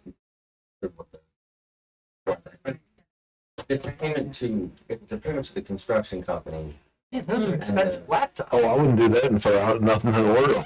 well, I mean, if it's for the as-built and we received a certification for payment from the architect, we should make that. I thought there was like $10,000 left. $3,200 for 2 computers? That's agreed. There's way more than that, but anyway, No, that is agreed to. Right. Our obligation is to pay every amount that we that's agreed to. do and owe. You know, 3,200? we're only allowed to. 1423.74 on one. What's not agreed. For 2 of them. Yes, But see, with this company though, they're the ones in there trying to get this all worked out. And my point is, if we make a last payment to them, then what's their incentive, you know, what do they get out of it if it's ever settled? Well, there are other incentives that we can talk about. Okay. But, Okay, I don't have a, well, that's fine, I don't, but if what we're talking about is payment to Thompson and Litton, I'm more agnostic on whether it's payment or not. I think if we've received a It's a Sunday certification. word on Tuesday. We've actually, yeah. Let me ask this. For what they billed us for, have we received the services yet for what the services for what they're billing for right now? If we have, then that's another situation. But if this is still ongoing part of that controversy, then I don't know that I want to pay that. What we're talking about is payment to TNL.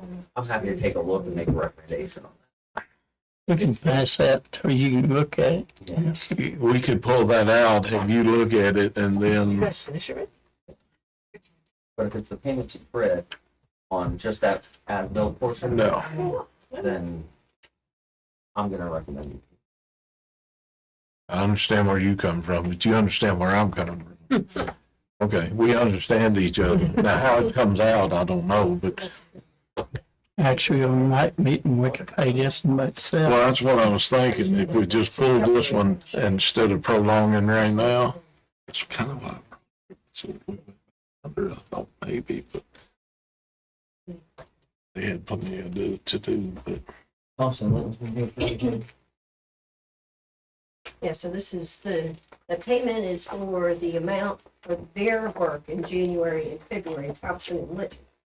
We were remembering, yeah. January and February of this year? Yeah, which is separate than the $10,400. But was that work in relation to the ongoing situation, or was that on other parts of the?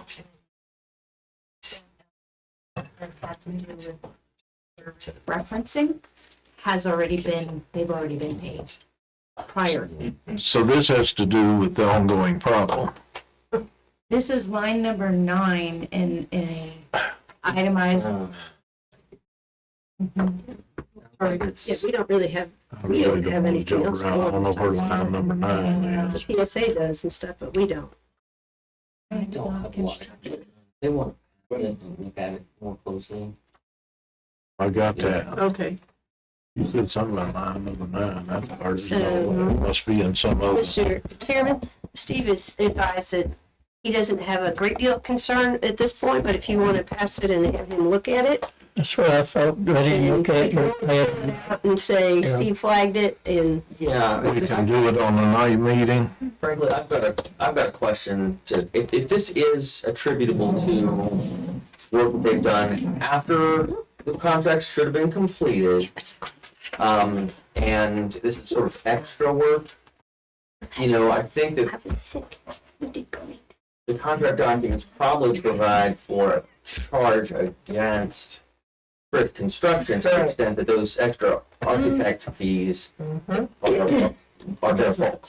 Right. Yeah. So until we work that out and we have a look at what, I'd like more explanation from TNL on that. Now that you've raised the Yes, issue. absolutely.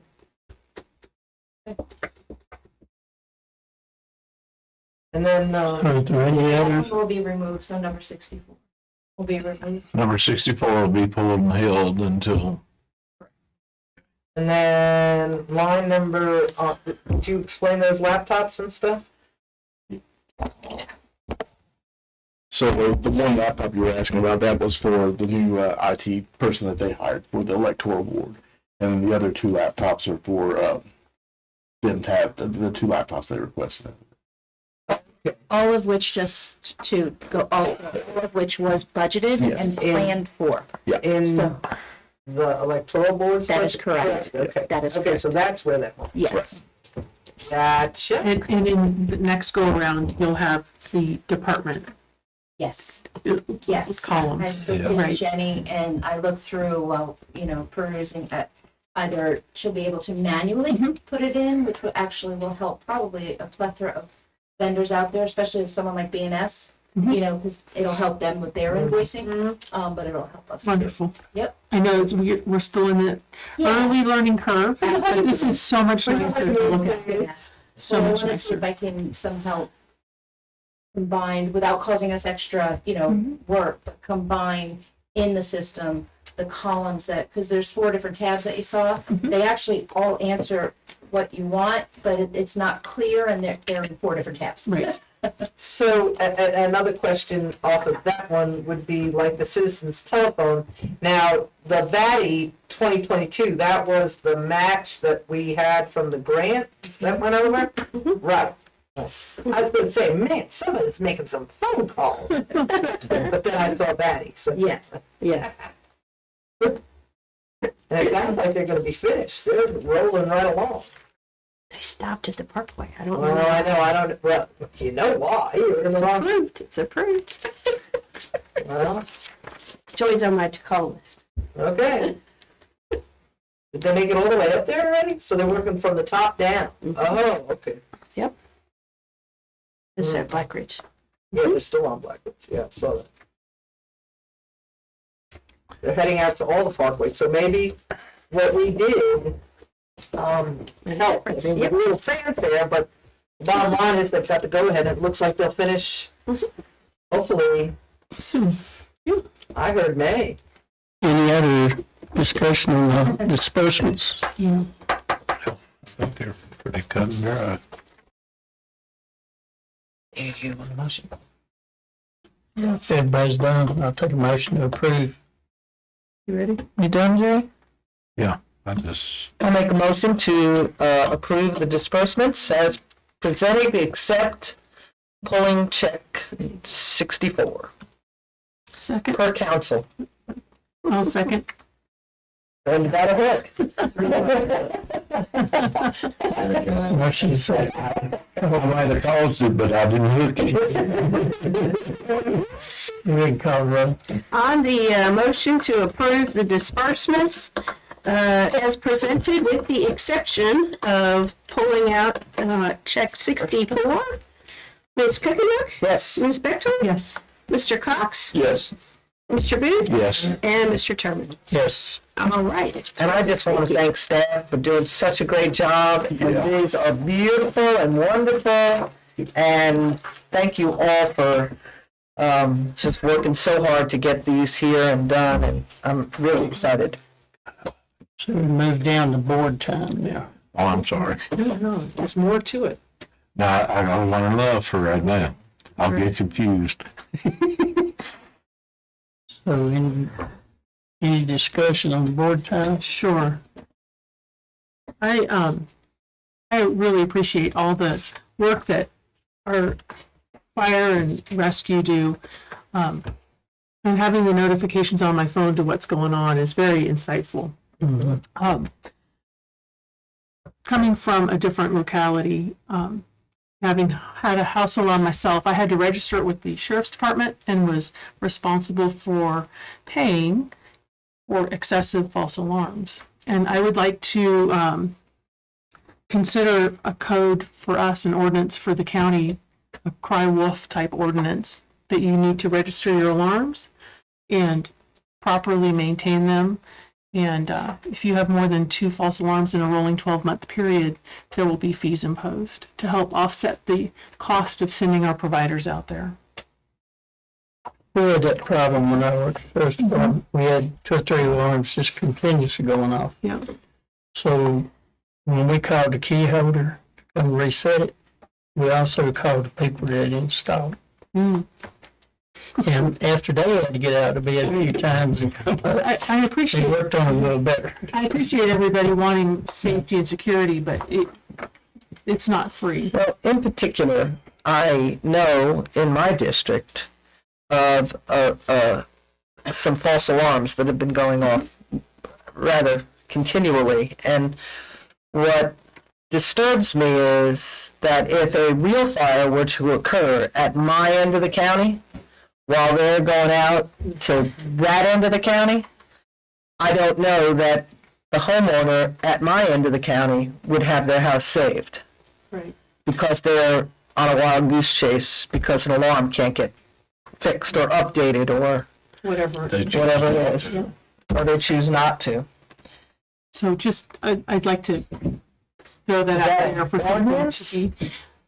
It would be an ordinance. It's interesting that this has come up because City of Gaylads just considered one last night. I've been working on one Okay. down in Gaylads. Okay. And it's exactly like that. It's you have to register it. Mhm. The one in Galax was just geared toward commercial property, Okay, but we could add residential.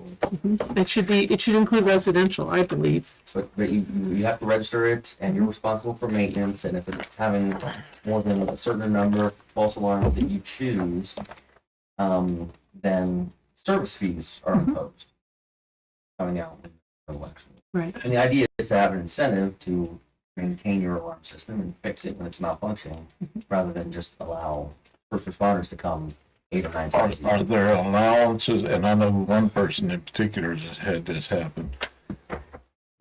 Power flashed, their alarm went off. It was malfunction, it was just the system. Are there allowances for that sort of thing? That should be fixed. That's the malfunction in the alarm. Still a malfunction? Well, it depends. So there Potentially. And I've looked at a number of these, Fairfax and Prince William and Christiansburg has one, and they all are a little bit different, but there is in most of them an ability to say this was caused by an act of God. The blizzard that happens once every 10 years, or extremely high winds, or something like that. We're not gonna count that towards your freebies. Well, and I'm not opposed, I think it's a great idea, but the rural nature of our county, we do have power outages, we have storm. This isn't for you having your house alarm and it going off and you just turning it off. It would be dispatched response. Right, it's a dispatch response, and it's like I said, In some of those instances, I might be gone for 2 weeks, and after a week, one of those instances happen, nobody's there to cut it off.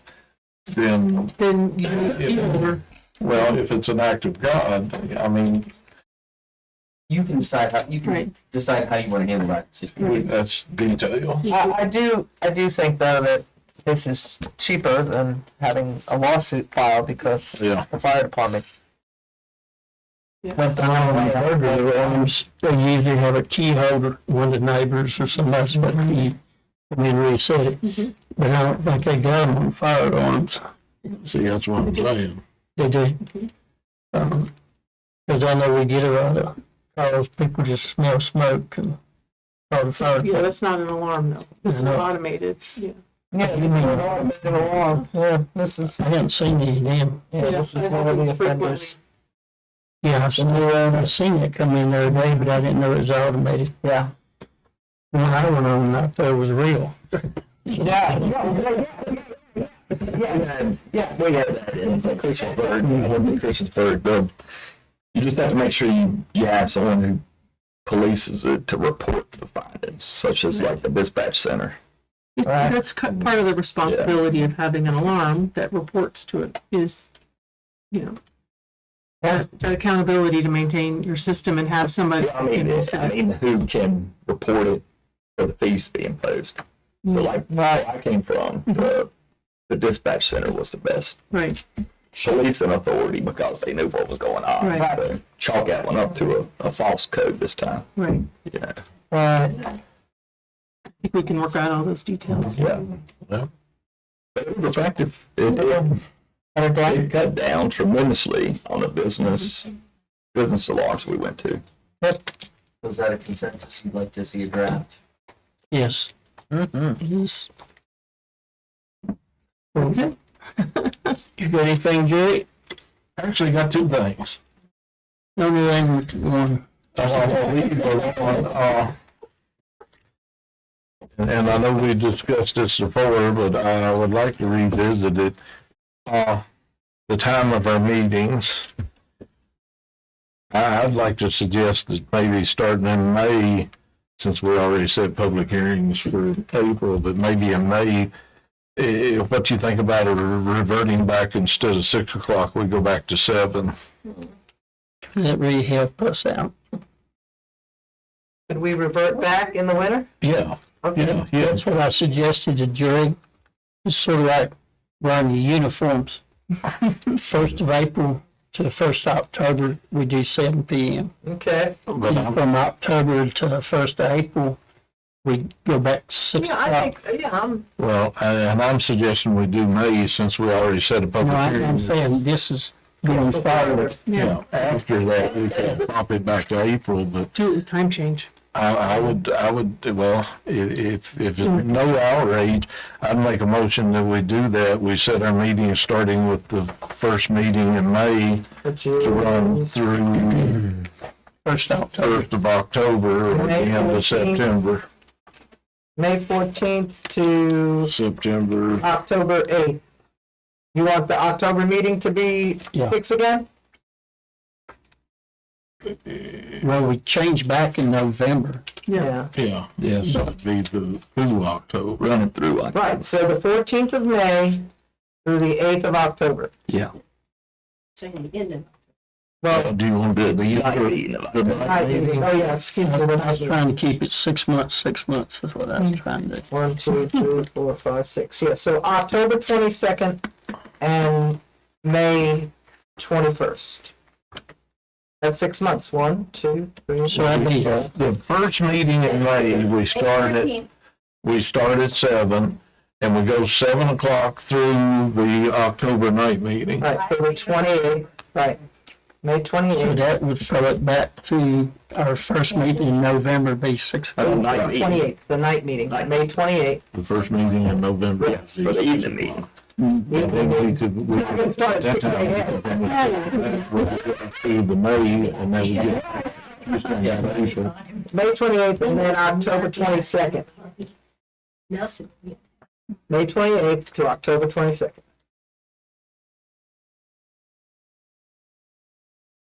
Excuse me. Second? No, that's the third, fourth, no, the 22nd. There's 5 days in October. Motion by Mr. Booth, second by. 1 second. If I might wish it. On the motion to move the start time of the Board of Supervisors meeting for the evening meetings, starting with the May 28th evening meeting to 7 p.m., continuing through the evening meeting at the end of October, and then returning to 6 p.m. in the month of November. Is that good? Mr. Booth? Yes. Ms. Bechtel? Yes. May, Ms. Kuchenberg? yes. Mr. Cox? Yes. May All right, 28th. and Mr. Chairman.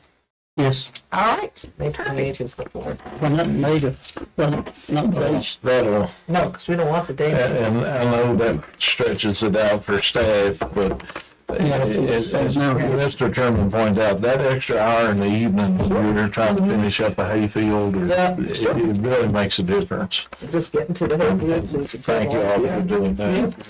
Absolutely. The second thing I had, let me think how I'm gonna put this, but, Uh-oh. I've had some expanded responsibilities with VACO and other things, and I'm getting stretched a little thin. So I'm gonna submit my resignation from the PSA Board of Directors. And if it's appropriate, I'd like to make a motion to appoint Ms. Bechtold to serve out the remainder of my term. Okay. Is that appropriate? Yep, we'll do that. You wanna do it? You're offering your resignation effective immediately. And offering a substitute immediately, all at the same time. Do you want some? Can you legalize that? Barely, but it's inside the lines. Mother's already on there. Motion. I need A a, second. looking for a second. It gotta come, Yeah, that's what I'm waiting. it gotta come from that side of the table, because nobody on this side can. Levi. Okay. Now you can call it right. Okay, so on the motion is to, well, that Mr. Booth has alerted us to his immediate resignation from the PSA, and this would approve Ms. Bechtold to serve out the remainder of his term. Right. Good with you? Okay. Mr. Booth? Yes. Mr. Cox? Yes. Ms. Bechtold? Yes. Okay. Ms. Kuchenberg? Yes. Okay. And Mr. Sherman? Yes. Okay. I just didn't know that could be done in one motion. I would have thought the resignation should have been in one. We wouldn't have to The accept it. resignation's not an emotion. No. I guess not. Yeah, Okay. No, it's just that We do not accept it. you don't have a choice. I just said I'm quitting, but I'm going to take my place. Okay. The first part of what he said is just, it's his own prerogative to resign. Right. So clarifying that, Okay. and then he continued on by making a motion. Gotcha. To appoint his Okay. successor. Yeah, it was, yeah. As a note, and y'all have to get together, I do serve on the PSA Finance Committee as one of the county people, so y'all have to get together and figure out with the PSA. Also, They might appoint somebody else for all we know. well, it needs to be somebody from the county, Yeah, but it that's don't have to be. Also need, if y'all would, tomorrow morning, notify Teresa. I'll notify her today. Yeah. I was hoping for tomorrow morning. I can But- notify you tomorrow. I just want a one peaceful night, please. And also give her contact number, contact information, so she can get a board packet to her, because the first meeting's Thursday night at 5:30. And Mr. Booth, may I ask you to put that in an email to us, your resignation? I'll get it to you. I don't know if it'd be an email, but it might be written. Or Okay. You'll get something. Something in writing? Yeah, that would be helpful. Appreciate it. Confirm my resignation effective 3 o'clock. I am gone. I quit the PSA. I've been thinking about it a long time with my expanded stuff with being vice chair on transportation with VACO and some other stuff. And some things recently just brought it to the, I thought it was a good time. Nothing for you to worry. I appreciate the clarification.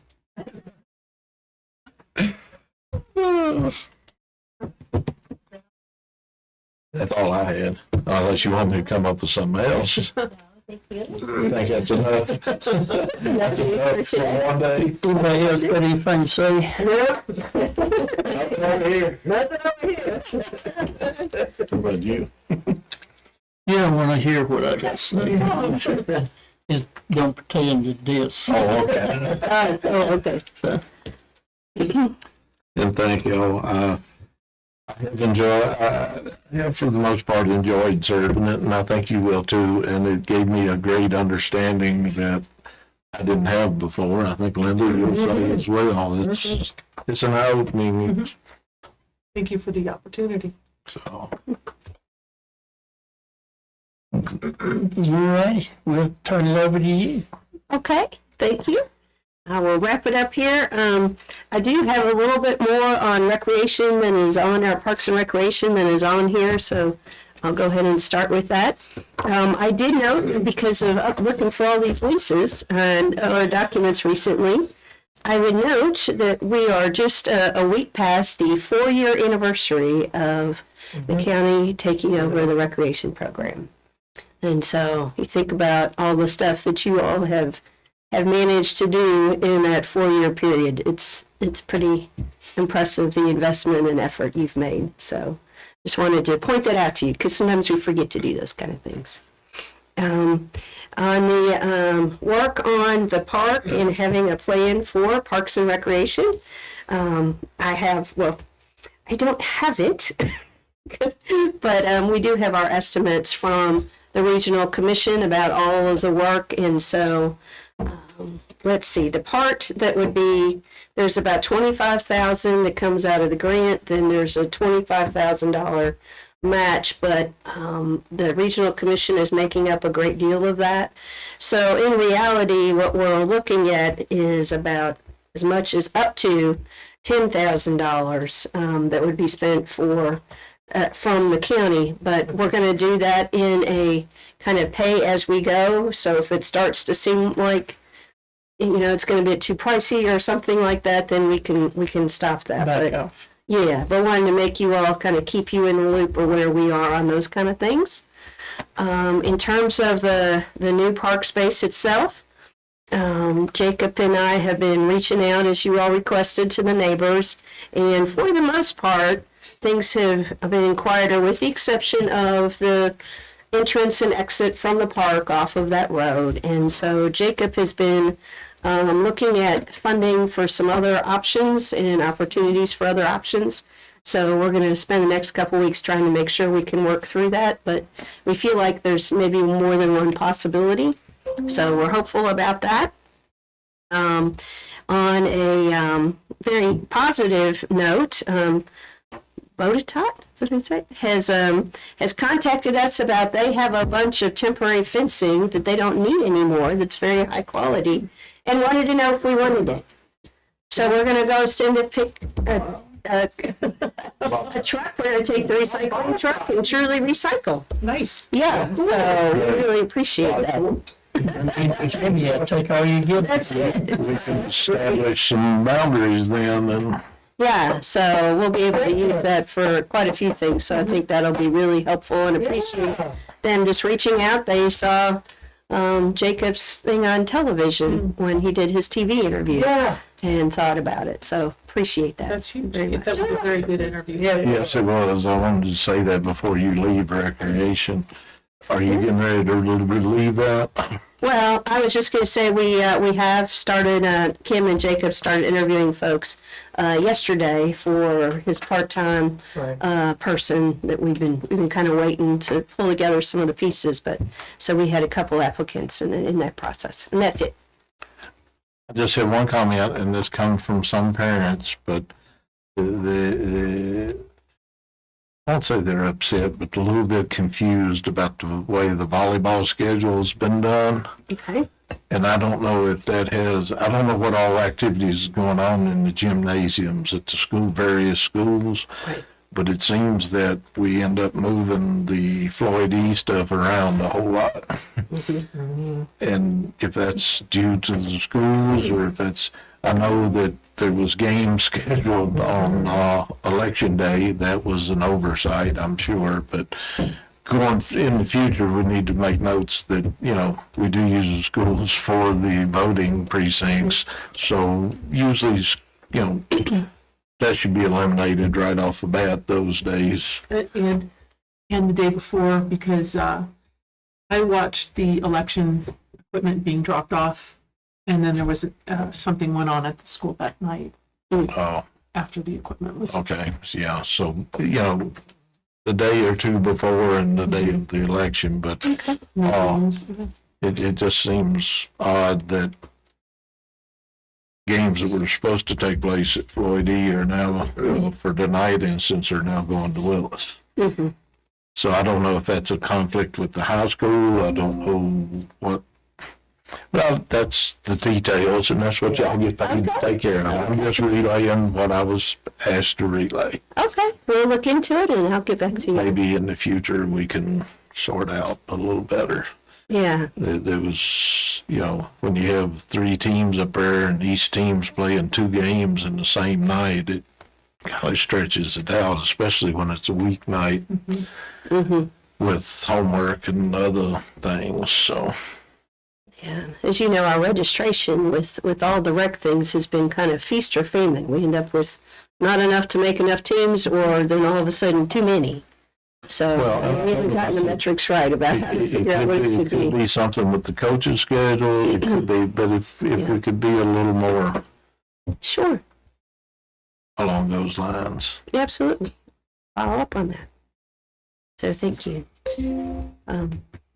If I may, Mr. Chair, continue on. I had one other thing that was not on the list already, which is wanted to kind of follow up on some of the comments Supervisor Bechtold mentioned. So the fire department has been getting called out quite a bit more, and we've been for a number of reasons. That's one of them.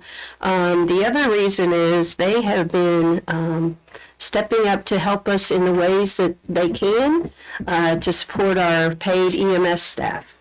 So they've been coming out and driving if they have the appropriate credentials. If we end up with somebody that's sick or something, so we can have a paramedic in the back. They've been coming out and doing that, and they've been setting up our landing zones whenever the helicopters need to come. So I really wanted to give them a little shout out about they're true volunteers, you know, they're all sitting in their living room when that goes off, so really appreciate them doing that. Because they know there's a need, so appreciate them just stepping up. Can I tag on to that? Would it be possible to look into providing all those, the chief's car and everything, all the fire vehicles with an AED? With a what? Yes. With an AED, Yeah. just to make sure that all of our county vehicles that have qualified staff would have an AED in them. You help us out. An AED? An AED is, I see now. So I know. Does all the sheriff's vehicles, patrol cars have one? They either do now or will. They wrote a grant to get it covered. So they got enough for all their vehicles, and then there is a question about outlining your costs, because of course they're not, you don't just buy them one time and it's free. it's the defibrillator. Yeah. Yeah, after they pointed to it, I thought, oh, okay, I'm with you. I just want to make sure that, I just want to make sure that the county vehicles have them if necessary. I got an internal, y'all got an external. Yeah, I got several success stories from Yes. Having one? the patrol cars. Yeah. Yeah, just happen to be right there when something happens. Yeah, so appreciate the sheriff's staff. They wrote the grant themselves for that. And It wasn't even TI. along with that, making sure the vehicles have it, you gotta make sure who's driving the vehicle is trained. You don't need any training. You open it up and the directions are inside. It's self-explanatory. Okay. But it's the simplest way to save a life. Oh, yeah, I know that, but I just didn't Just know don't whether stick it to each year and try to just, a car race. Oh, my. I made that sound like I had several success stories, but people that I worked with were successful. Yeah. I came to Well, sometimes, like that success. shortly after the circuit court judge and the Commonwealth attorney had revived the defense attorney. Oh my gosh. County, Was he a defense attorney? yeah, Joe McGrady. yeah, Joe McGrady, but he ended up dying, a year or so ago from massive heart attack. Yeah, But but that's probably 5 years. he died right there in the courtroom, So if it's a defense attorney or a prosecutor, and the judge, you got to prosecute.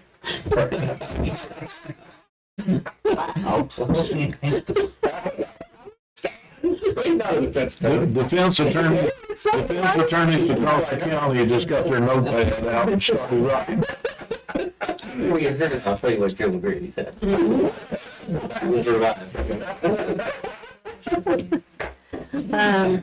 Okay, if I might continue. So I sent you all an email, and I apologize. I had intended to have your ARPA stuff together today, but I was homesick yesterday. So I'll try to get you guys something in an email showing the expenditures, what remains, and if you guys again have anything that you want us to continue to put on your options list, I guess is what I would call it. Recognizing that we are collecting well over more options than you have money, but that allows you to also make choices. Yeah. So, and again, yeah, and again, thanks Pay to, bills at town. yeah, and again, thanks to Radina for being so dogged for the other grant, so that frees up your remaining ARPA money for a lot of other things that are really important, so thank you. Kim and I went over and met with the mayor and the town manager, I guess a week ago or so, and spent about an hour, a little more than an hour there, walked through several items, and I think we talked about that Andrew and I are going to try to meet every month, just the two of us. And then we also talked about making some changes to the structure and reporting of our tourism effort. That we really need to go back and look at the state of our strategic plan for tourism. And if we need to modify it to reflect some of the grants we've gotten, we need to go ahead and do that. And then make sure that Kathleen, while she's doing a terrific job, she's also doing this here and that there. And so hopefully that will allow her to be a little bit more we did this towards goal 1 in this area, and we did this towards goal 2. So those kind of things going forward. So you all have a better understanding, and does town council have a better understanding of all the tourism efforts and how they relate to where we're trying to go. So wanted to share that with you. We did have a meeting last week, I guess it was Thursday, at the library with most of the businesses and organizations in the county that have some type of outdoor event that are either usually music, arts, or both. And we had 18 folks there, which it was a lot, and it was also, they told us highly unusual, because in most communities where you have multiple events, multiple festivals kind of thing, they tend to be very competitive. And instead, these folks were all very much interested in working together and supporting each other. And we even talked about some joint marketing and, for lack of a better word, the term that was used was ecosystem. I know that's out there, but, a map of all the events and different times and what to do when it's raining and all of that, and be able to market it for everything that's around, including town, but not just town. So that was we were really excited about that. So we're going to plan to meet pretty much twice a year, meet as we did now in February, March, kind of before the start of the summer season, and then again maybe September, October afterwards. So kind of let's get organized and do an after action kind of thing. And and we've already talked about maybe a speaker or two we might have in the fall to offer some good advice to folks. So happy about that. We also have David, who I think we'll have on the agenda one of these next meetings, maybe the next one, who's been our grad student from Virginia Tech. He's been picking up the work that Gracie was supposed to be doing, and he's been going great guns. And so he went through a PowerPoint with Kim and I, Mark, Ladina. Well, Ladina wasn't there. She was supposed to be there, wasn't able to. Carla, Kevin, about a lot of different vacant buildings that he's been able to find in the county based on what we've learned from citizens and AP and all those kind of things, and then going through to try to target which of these might be worth trying to reach out to a property owner for potential use for economic development or housing type concerns. So he'll be bringing that back once we've got it all cleaned up, but had some kind of interesting conversations and a couple of kind of hidden gems we might be able to do something with. We'll see. And then I guess the last thing is actually where we are on the budget process with your new fancy munis. So if you don't mind, I'll let Kim close us out with that. So my hope was to actually have it out yesterday, but I have to wrap around one more thing to ensure, because we're also, mentioned that we created like a book for every department, and in that it will be the budget portion of it. And I'm waiting to hear from Munis, and I hadn't as of now, about this last section that I want to be ensured communicating to the departments when they're entering theirs. So I'm just waiting on that. So my goal is to get it out no later than tomorrow, even if I have to go up flagpoles to get there. So that'll be submitted tomorrow, and I'll talk to Linda about timeframes and things of that nature that are appropriate. So we'll go ahead and get together. So a couple of things. We'll try to get you a proposed calendar in advance of your next meeting, so you can let us know that works, that doesn't work. So hopefully when we meet next, we'll kind of have what your final calendar will be for budget. And I'll get you your ARPA stuff as well. We got nothing left. You're done down here. We got nothing left. Everybody done? What? I will entertain a motion to adjourn. So moved. Second. I'd like to see if we could do a subdivision ordinance workshop schedule. Sorry. Yeah, we need to. Yeah. Okay. Before we adjourn to our next meeting. Out of town, the 15th through the 19th. So what y'all think? Maybe before our next evening meeting? Exactly. I'll be in Texas. You're still gonna be in Texas on the 26th? Oh, you talking about? Well, I thought you meant a couple days before. No, a couple hours before. Okay. I will be, Yeah, I can do what, like 4 o'clock. yeah, I should be able to make it by 4. I have a job. Sure you do. The 26th. So 4 o'clock, before. 26th.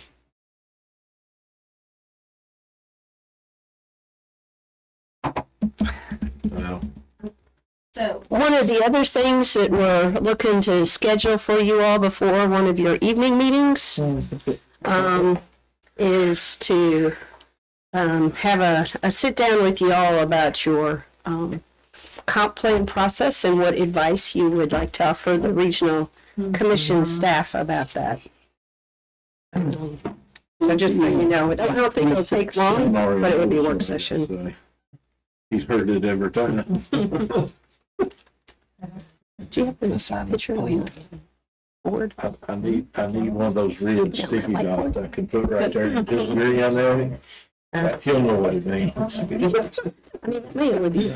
So we can do both.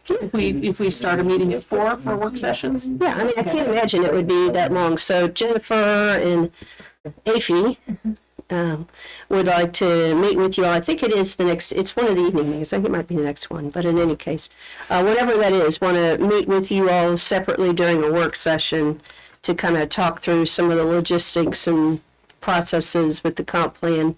As I think I mentioned in our last meeting, you know, it is an effort of the planning commission, but it can be heavily informed by the board of supervisors as well. So that's what we're trying to do. But on the 26th, we'll be meeting at 4. At 4. Sure. Yeah. Well, Okay. making a joke. Yeah. We buy them a building, they won't even let us play in it. Thank you. It's over. Well, now I'll take a motion to adjourn. So moved. Second. Motion and second. Everybody, aye, aye. Thank you.